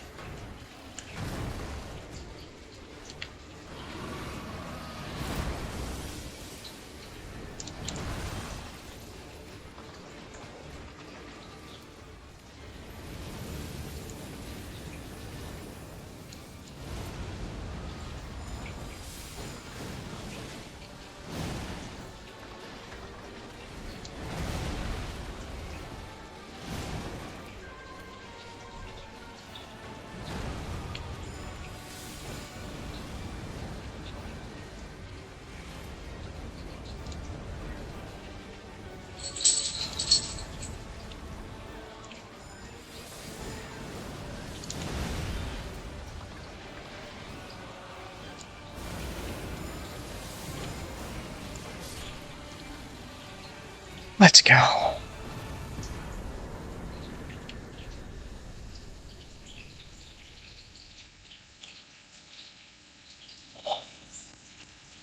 That's all me.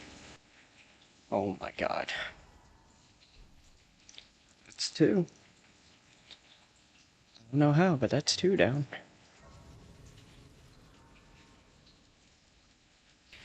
Alright, this is kind of troll, so we're gonna...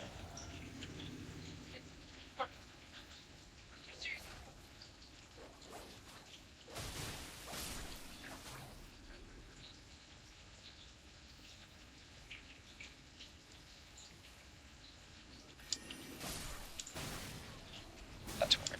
Yep.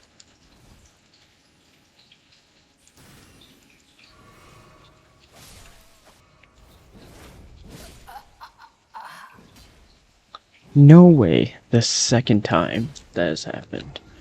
Getting absolutely dunked on by a jump attack.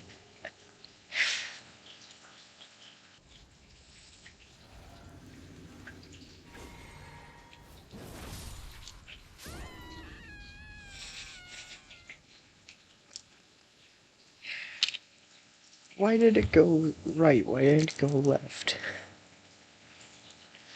Oh my god. I'm interested to see how much rot she'll take.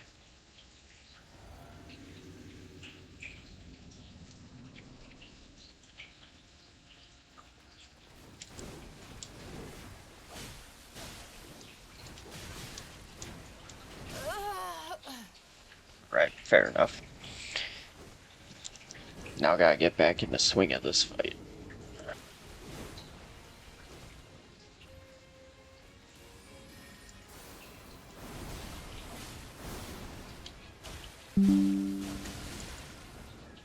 Ooh, nice, we got it.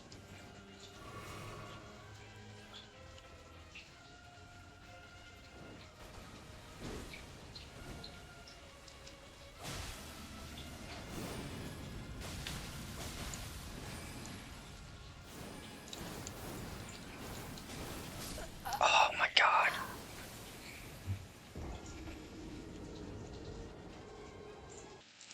Okay. It wasn't terrible. I can't believe how much damage we actually take with only 2 defensive talismans.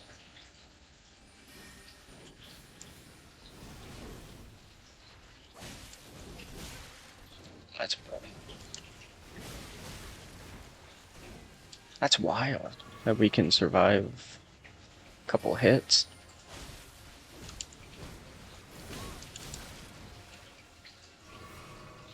How defensive to magic are we?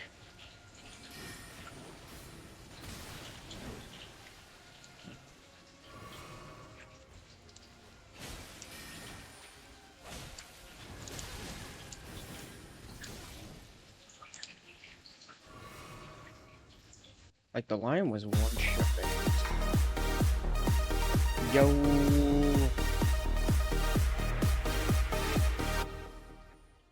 Yo, Italian. Thank you for the raid. Hope you had a good stream.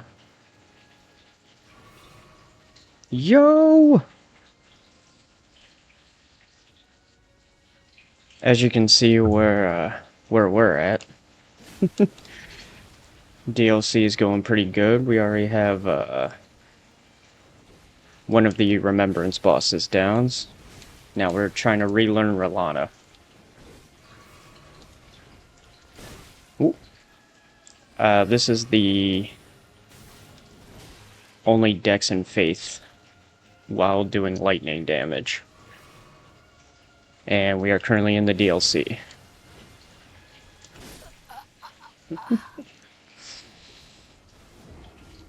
But yeah, it's going great.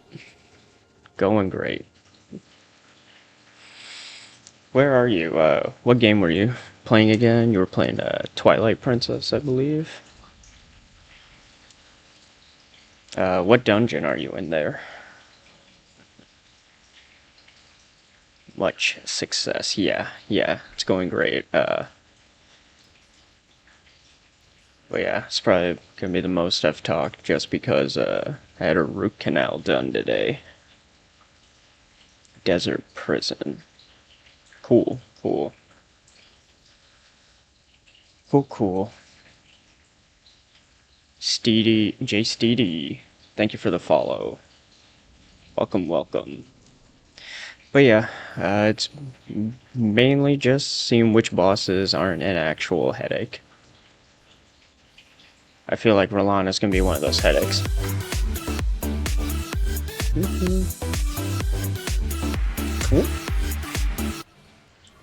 Jeez. I may need to work on my alerts. I've never had to use them.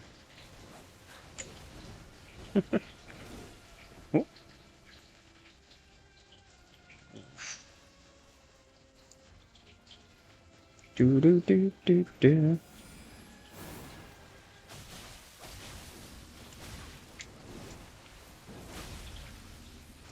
Ooh, that's a delay.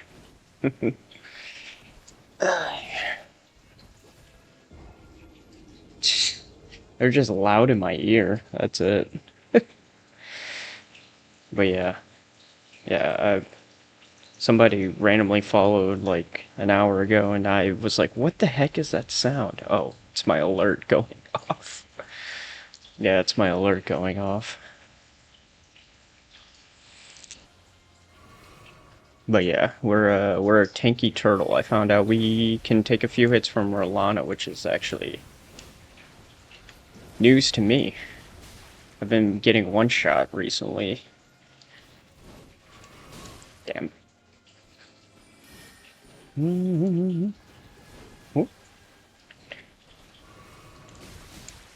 Yo, Moon Mommy, can you hold? Hold please? Let me catch a breath. Alright, long combo.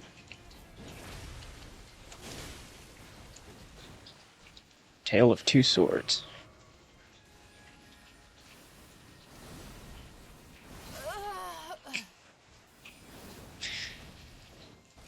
Oh.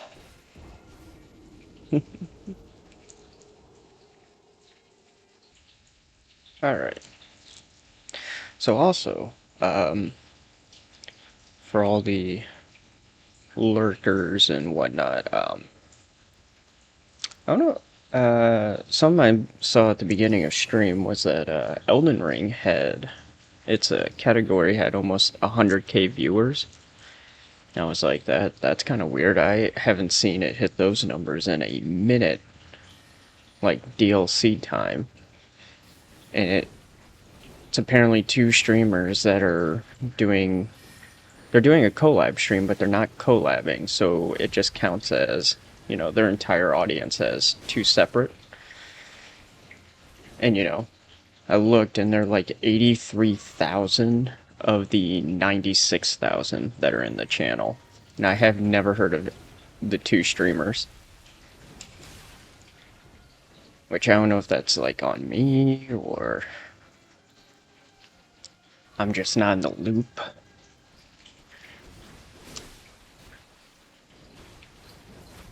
Oop. That was kind of a sick dodge.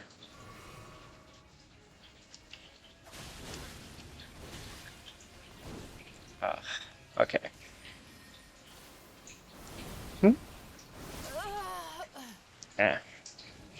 I'm just mad.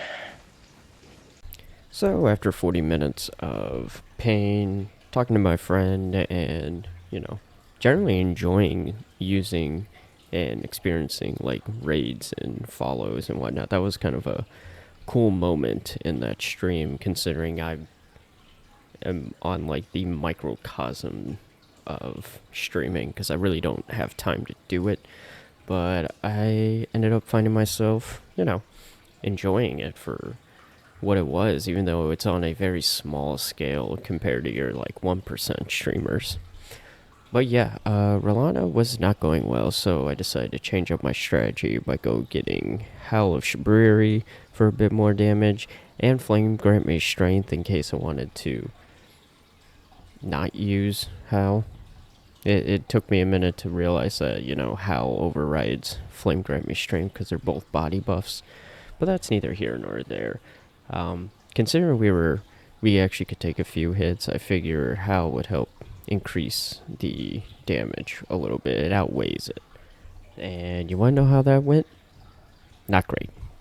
So that's why we go and see the good old concentrated snowfield Erd Tree avatar to get the thorny cracked here, because I was really liking the backhand blades, a weapon that I haven't used at this point in my Elden Ring playing career. So I was having a lot of fun, so I figured let's get a consecutive hit build going and seeing how that helps with Relana.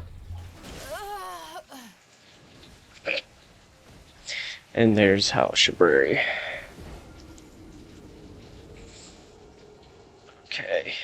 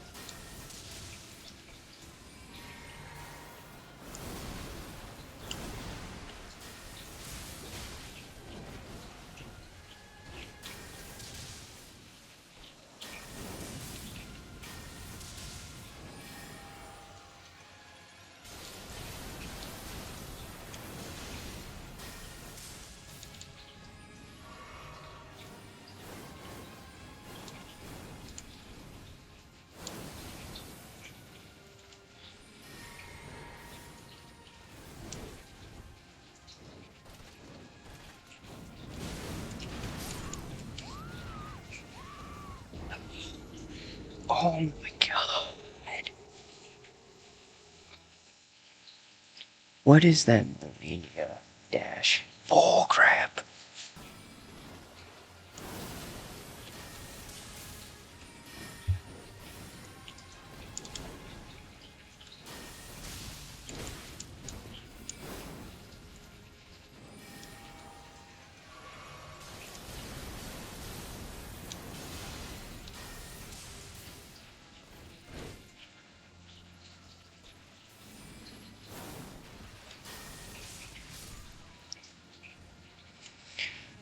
Let's go!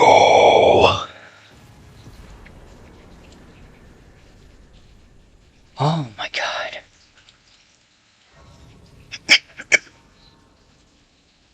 Gee, freaking G's, Rolana. And so now the third stream goes, and we tried Materi for about an hour.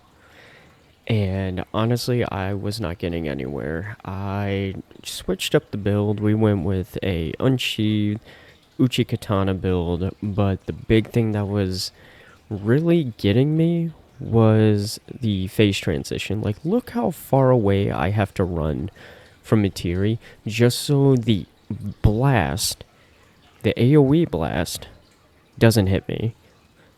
Like, it's ridiculous. It's just bad design, and I really hate it. That the frame perfect dodge, I don't even think you can roll through it. And if you can, then I just wasn't hitting the frame perfect roll. Now that we figured out how far we have to run, what about the double laser? How do we defeat or, you know, run away from that? Because I don't think there is a way to run, like, away from it.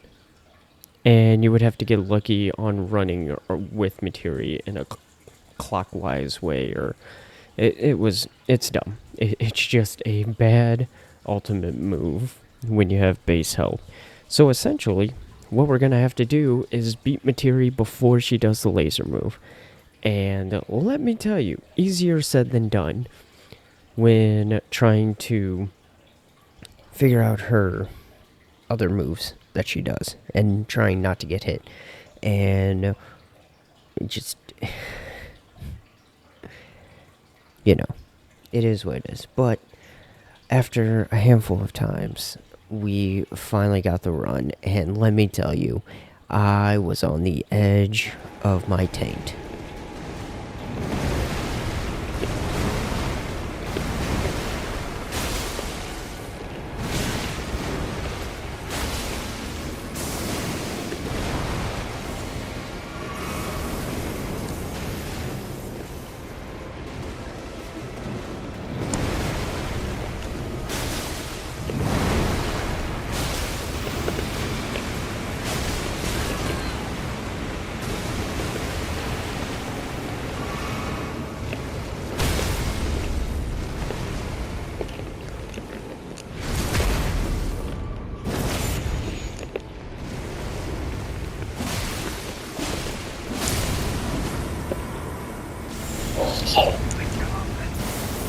Let's fucking.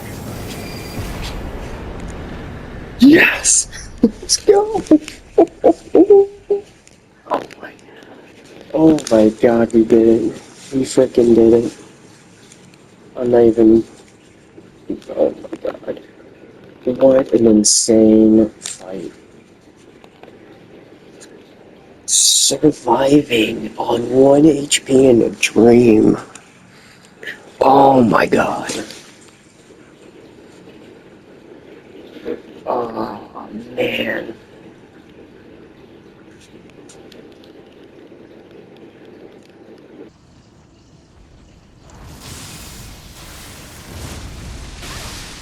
You fucker.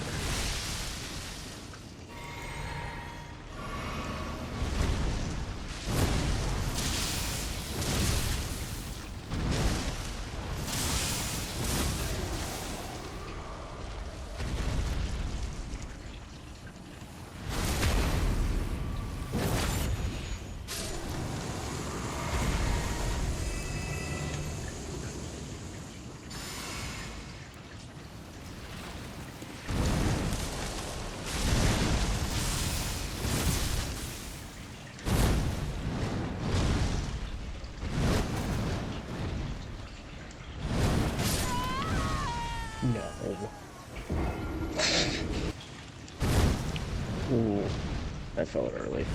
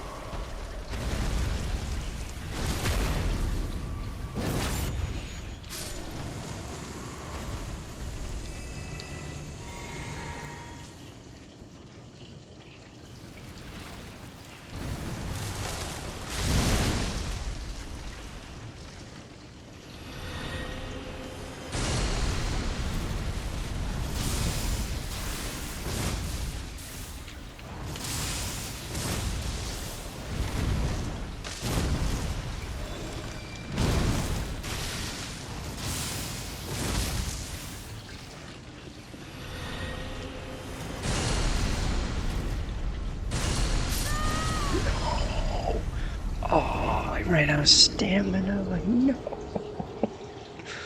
Oh no.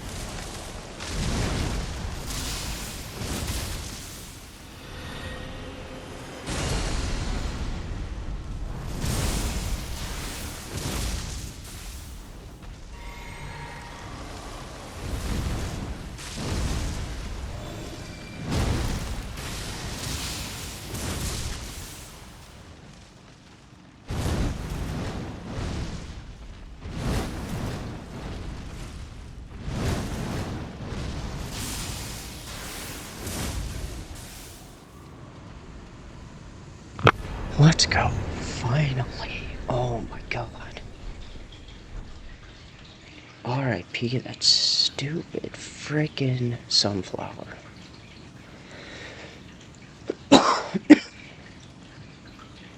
Jesus Christ.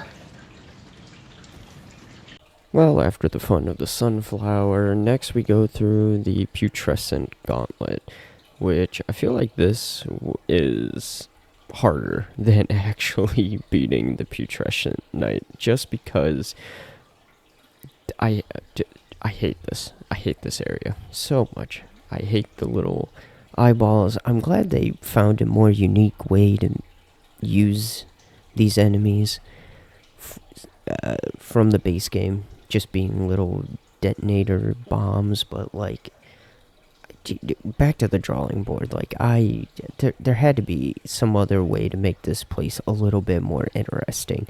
I mean, this is the coffin of Michela's alter ego, of Saint Trina, a main character that we were introduced in base game, and they make this area just a very annoying maze of dodging the laser beams. But anyway, let's go see how Putrescent Knight goes.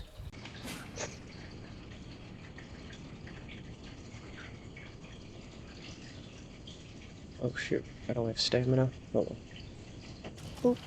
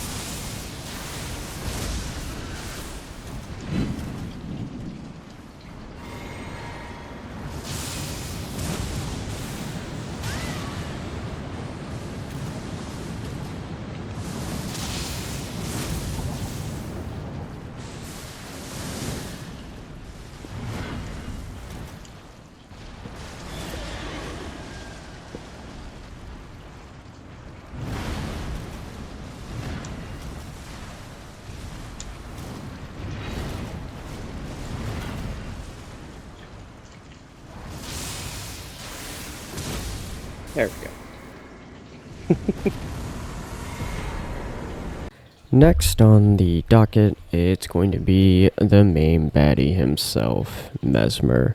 Mesmer was one of those bosses that I thought was going to wall me. I thought I wasn't going to be good enough to figure out his moveset, wasn't going to be good enough to no-hit him, because during this, the attempts, he basically can one-shot me through pretty much every attack, other than, like, if he didn't did his combo stabs, like he did repeating thrust. Like, we could have survived that, but every other move was a one-shot. Every snake hit, every fireball, every incant, he's just a one-shot nightmare with the amount of health we have. So, I had to get good. And get good was an understatement. I really thought I was going to just quit, give up. But you know what? I stuck with it, like everything else in this DLC. And we went ahead and got the win. But that's not cool enough. That's not funny enough. So here are a few of my deaths.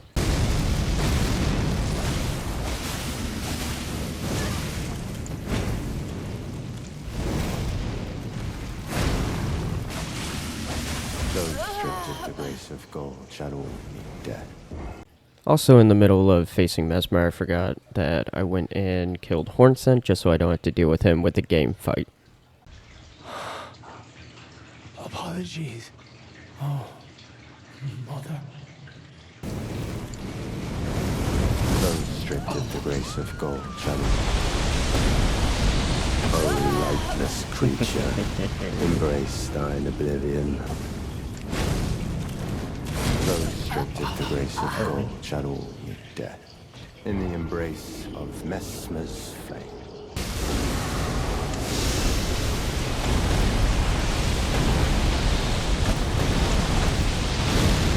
Oh, lightless creature, embrace It didn't thine read my oblivion roll. That as shall sucks. I.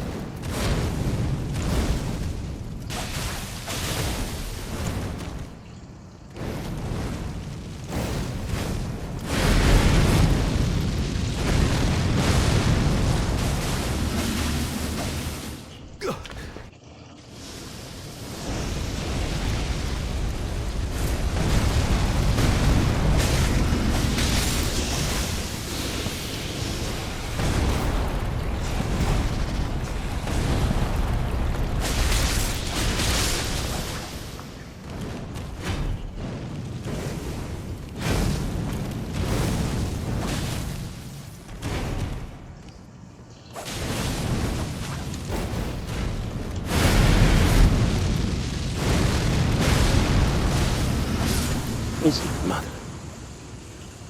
Easy. America. A curse Totally easy. Wasn't upon worried. thee. First try, as they say.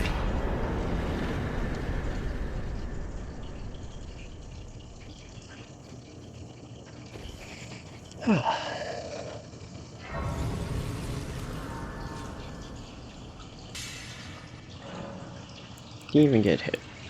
Wasn't even worried.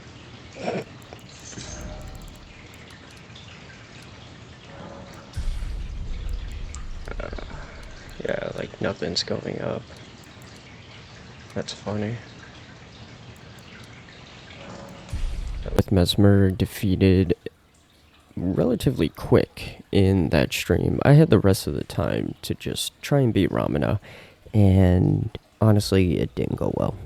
Not that I get Ramana is a very laughing stock of the Remembrance bosses in the DLC, but like base health, her hitboxes get a little wonky. That centipede head does a lot of damage, surprisingly. So we just ended stream and then tried again the next. Got a little visitor.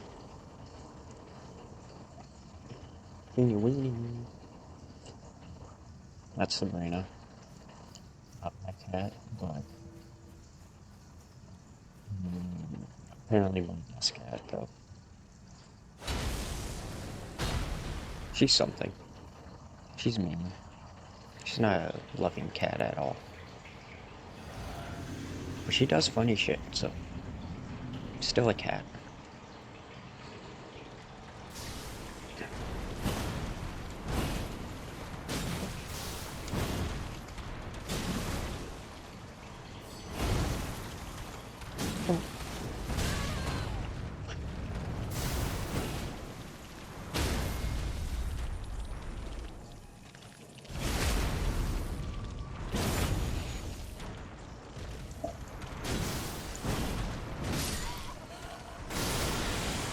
Oh, there's phase transition. Hi, beans.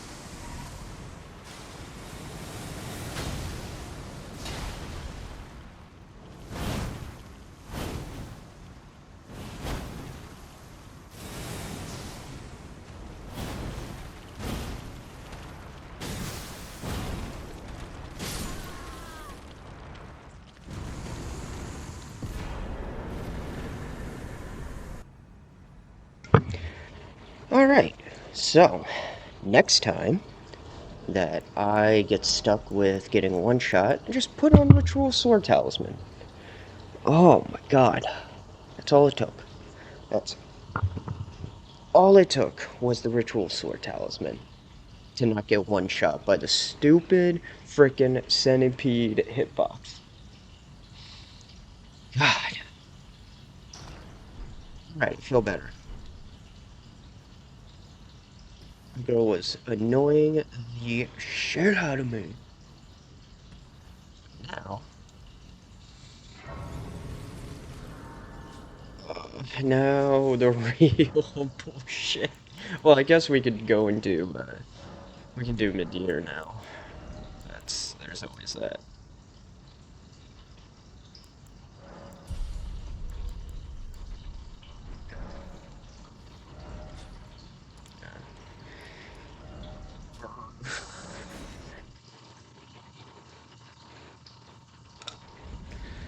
Let's go.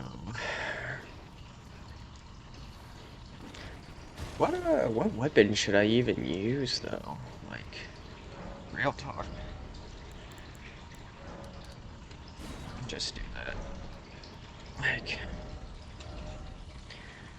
Like for the NPC fight, I may do incantations. See how that goes.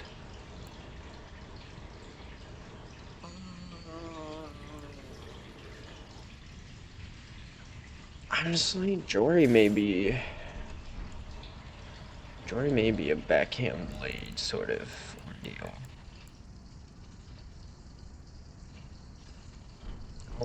I don't really like the milady idea. This may be a Jory just gets cut up.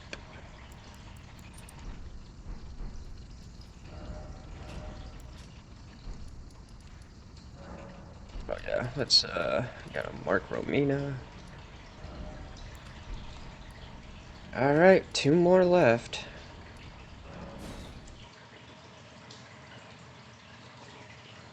Two more left.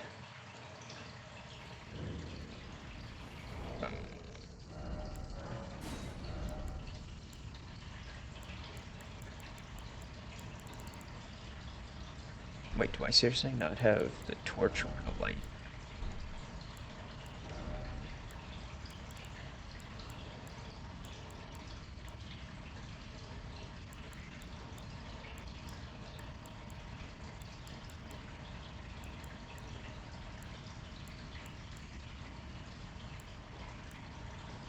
I seriously didn't go and buy a lamp. Jesus.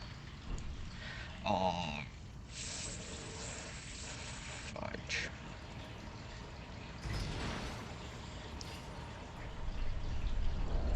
How do I not have a torch or...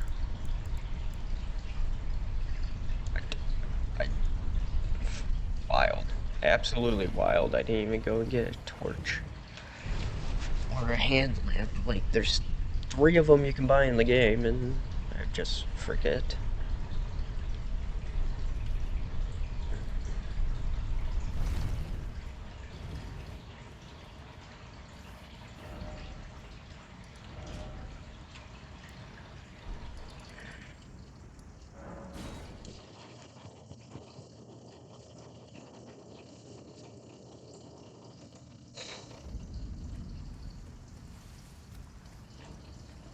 You surprised no matter. Why don't? Oh, but don't. Oh.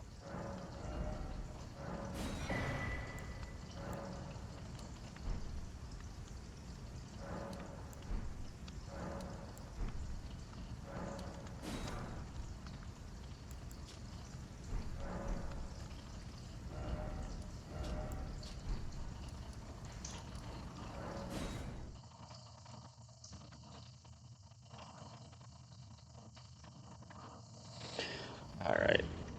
Well, I'm gonna end the recording there, and only 2 hours of attempts on Nina is, I guess, not terrible, but... Alright, soon we're gonna have to get through this fun bullshit. Because Jory's just gonna one-shot us with either his minions or his frickin' holy beam. It's gonna be fun. Unless we can do the backstab trick and just keep him on his back. We'll see. We'll see. My mother-in-law got me something to let the household know that I was recording. So she got me this little on-air sign. Um,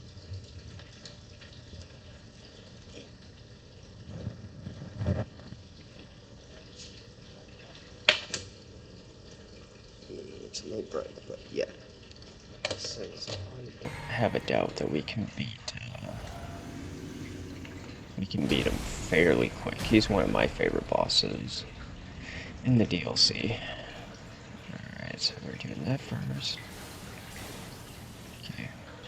1, 2, 3, 4, 5, 6, 7, 8, 9, 10.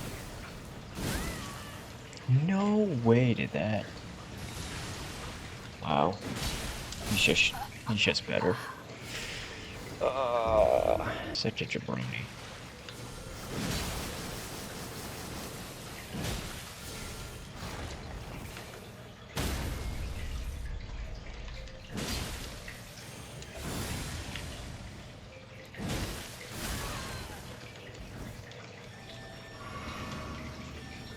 Okay, this dude's gonna do the whirlwind.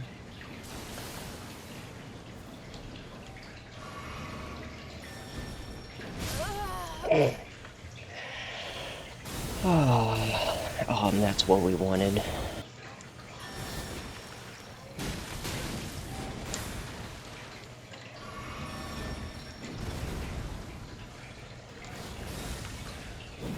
Oh no.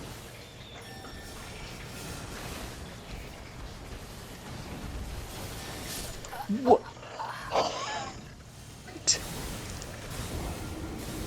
Oh my god. Did I like get caught on the rock and it like softened my fall so I didn't fall immediately? That's killer. And we'll see what happens. No way we get the first like try with the Godric Great Rune. Surely, right?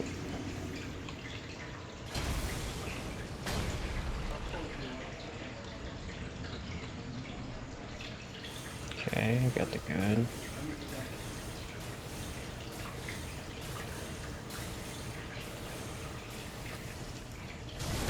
No.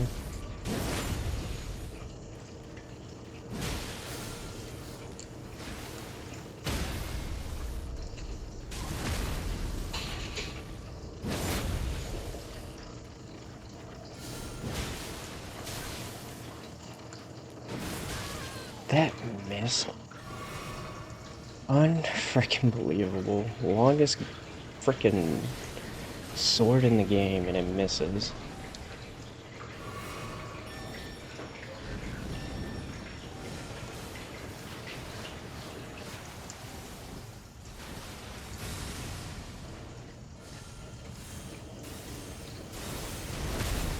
Backstab. Give me that. Win! Alright.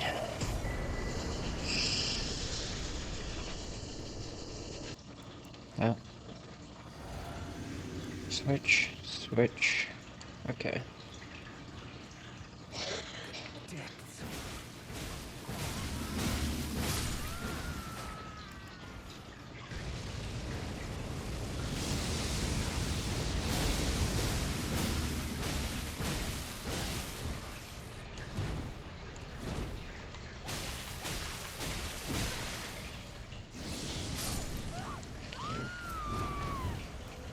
Stupid little dagger pick. Depths of your...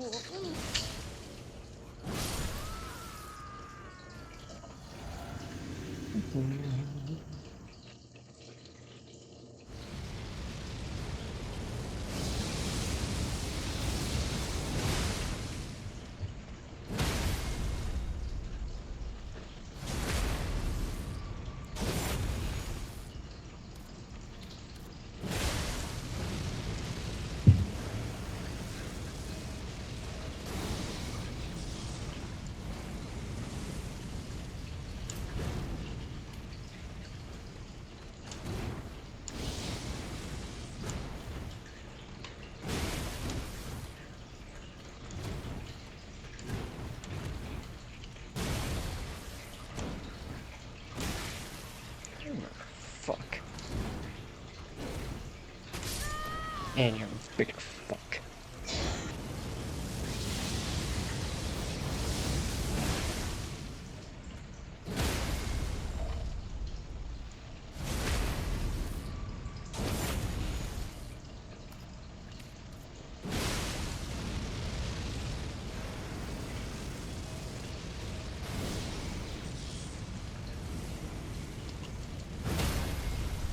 Ooh. That's new to know.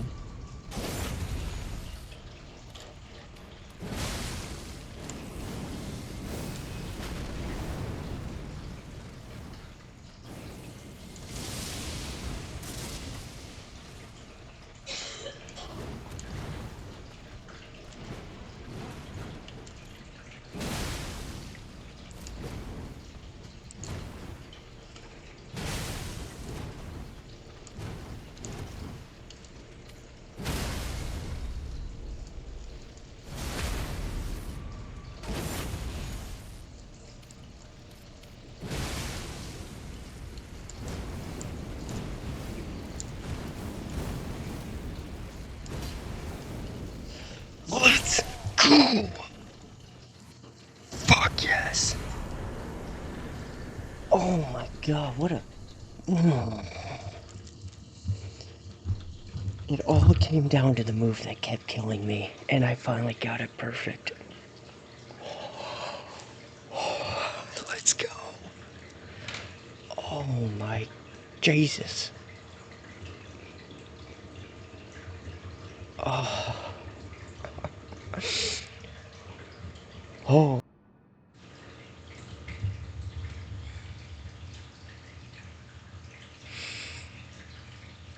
Oh my god.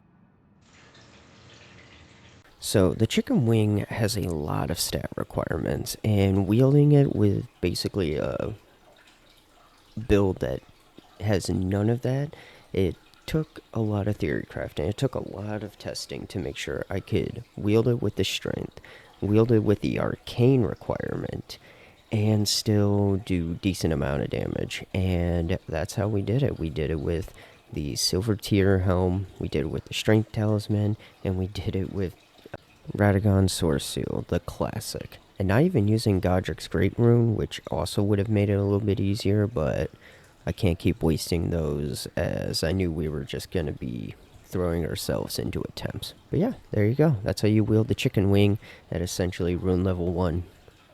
Now the true final boss. The dungeon run that is near Ilium. I have never learned how to get through this area no hit, but let me tell you, this lion mixed with those two spiral mages can suck all the ass at base health. Like, what is this frickin' run with no health? So essentially, I had to go and figure out a no-hit stealth build for it. And for that, we had to go get Assassin's Gambit, Hidden Body, and something to wield it. So this is how you no-hit near Ilium if you ever want to do this run base health.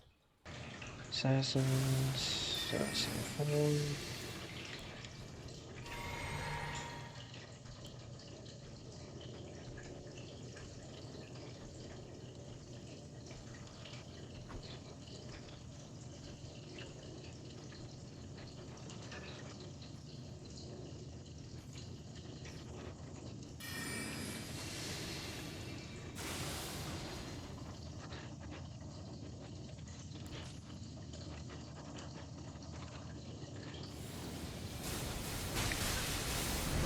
There we go, Jesus.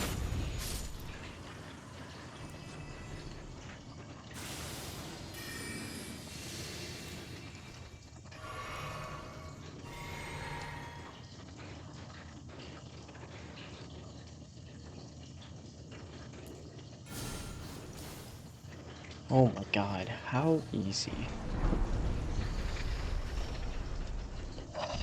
So much easier. Jesus Christ.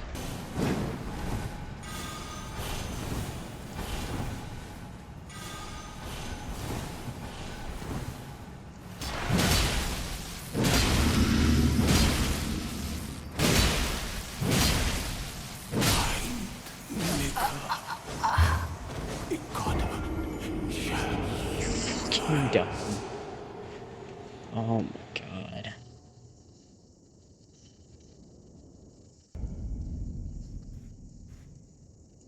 Don't you dare approach Mikula the Kind.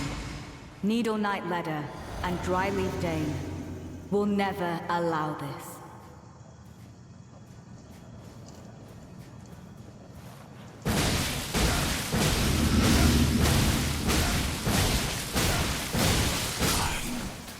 Oh, there. In God.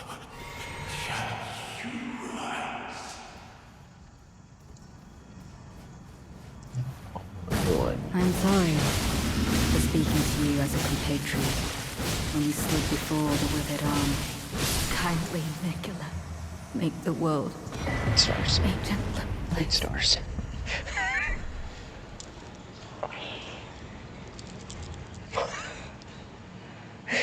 Oh my god, fucking Wild Strikes Great Stars. Works every time, half the time. Oh my god. I can't believe that worked. Almost died, but it worked. Let's freaking go. Oh my god, we made it to Radon. We made it to Radon.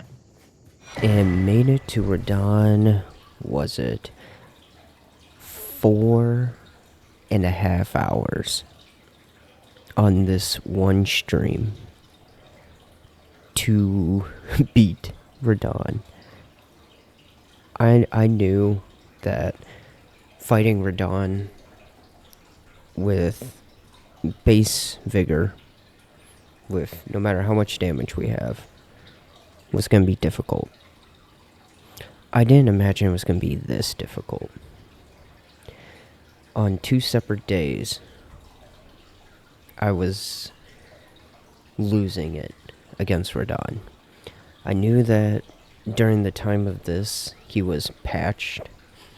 They did a whole bunch of, like, they took away the frame trap X-Cross. You're able to dodge the move. They slowed down some of, like, the clone transition moves. I knew some stuff was done. And the fight felt easier, it felt nicer, but what I failed to realize is that I never learned how to dodge the clone moves. I always just tanked them, and that was it. And learning how to dodge the clones was kind of the kryptonite to this run. And even after almost now 5 hours of attempts with Radon in this run, I thought I wasn't going to get anywhere. And after the 3.5 hour stream of Radon attempts, I sidelined it. I shelved it. I was like, okay, I'm going to lose myself. I don't want to do this anymore. Little did I know that the next morning, I got a call from my aunt telling me that my grandfather had passed away. I was not ready for that call. I was not ready for that emotional heavyweight gut punch. Mainly because of the story of why I've moved from Ohio to Florida, and I've gone over it in other videos very briefly, but one thing that you're not really prepared for is how much of an emotional hit losing family will be when you live so far away. You know,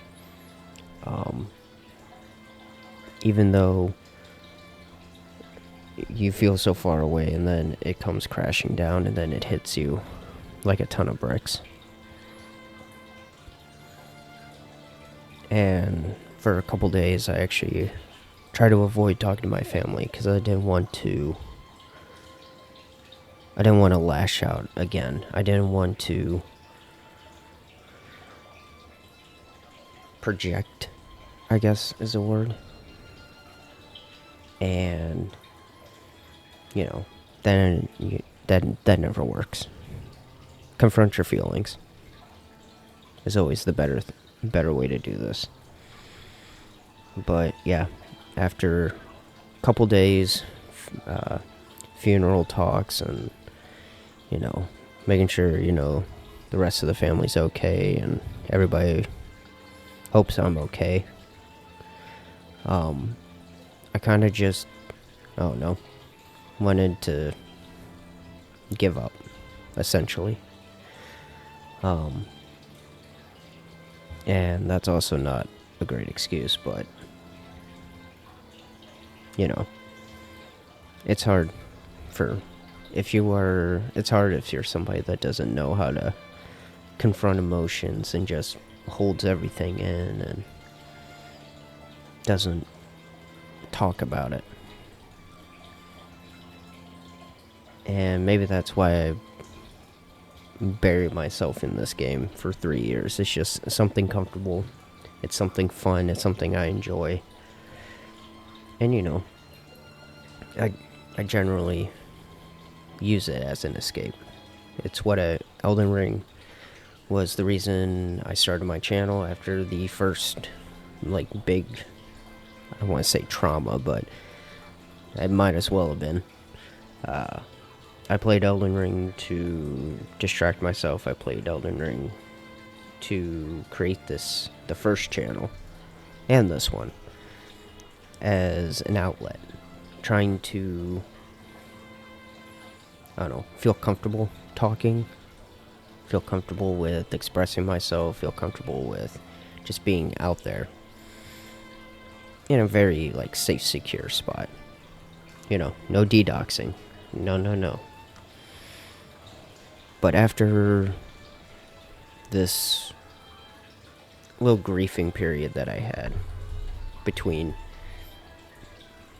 making sure that I was okay, I decided to just play Elden Ring for fun. No stream, no camera, really not even a mic hooked up. Just play Elden Ring in silence. And we did a few attempts. I think we used Bloodhound, Blood Fiend's arm. We used the rapier, the Antspur rapier, but none of them worked. None of the weapons worked. Whether it was too slow of a moveset, too reliant on proccing rot, or just not being good enough to dodge the clones. I was like, you know what? Let's not use any special weapons. Let's not try cheese, Radon. So I went to the weapon that is by far and away my favorite weapon in all of FromSoft, and that's the katana. So we went ahead, we got our unsheathed lightning Uchi katana, and you know what? I just played that. I played with the Uchi. We got a few good attempts in. Nothing brilliant, but I was having fun. It was distracting me. It was doing a good job at distracting me. But then, on that fateful day, I think it was 4 or 5 days later, after everything had settled, I was just playing in a party, talking to my friend, checking up on me, making sure I was okay.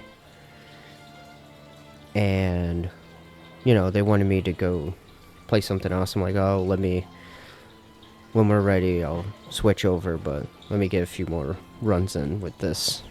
We're done. Just try and beat the final boss, You know how friends talk. And then, right as I was about to quit, right as I was gonna just end the attempts and, say, oh, I'll get it next time, we got this run. That could have spiked any blood pressure, could have crashed out any other player.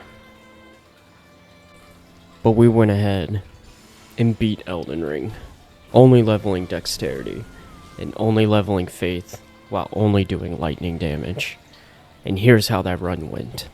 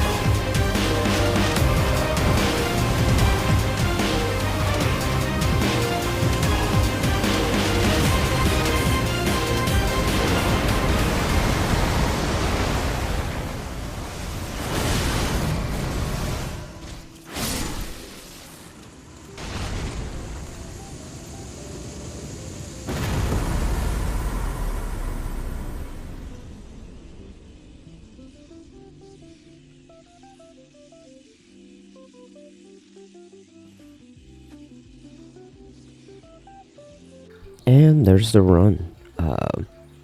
Very tense in that final phase, considering I had to go through two of the moves that always defeated me. The twirl around move and then the asteroid into clones move. I always died to. But not only that, can someone explain to me why he iframed through my unsheath after his Mikola grab? I feel like that caused so much unnecessary stress. But anyway, guys, if you made it this far, thank you. Go ahead, like the video, comment your favorite part, and sub to the channel. It's free, it helps me, and I will be back with another Elden Ring challenge. Peace.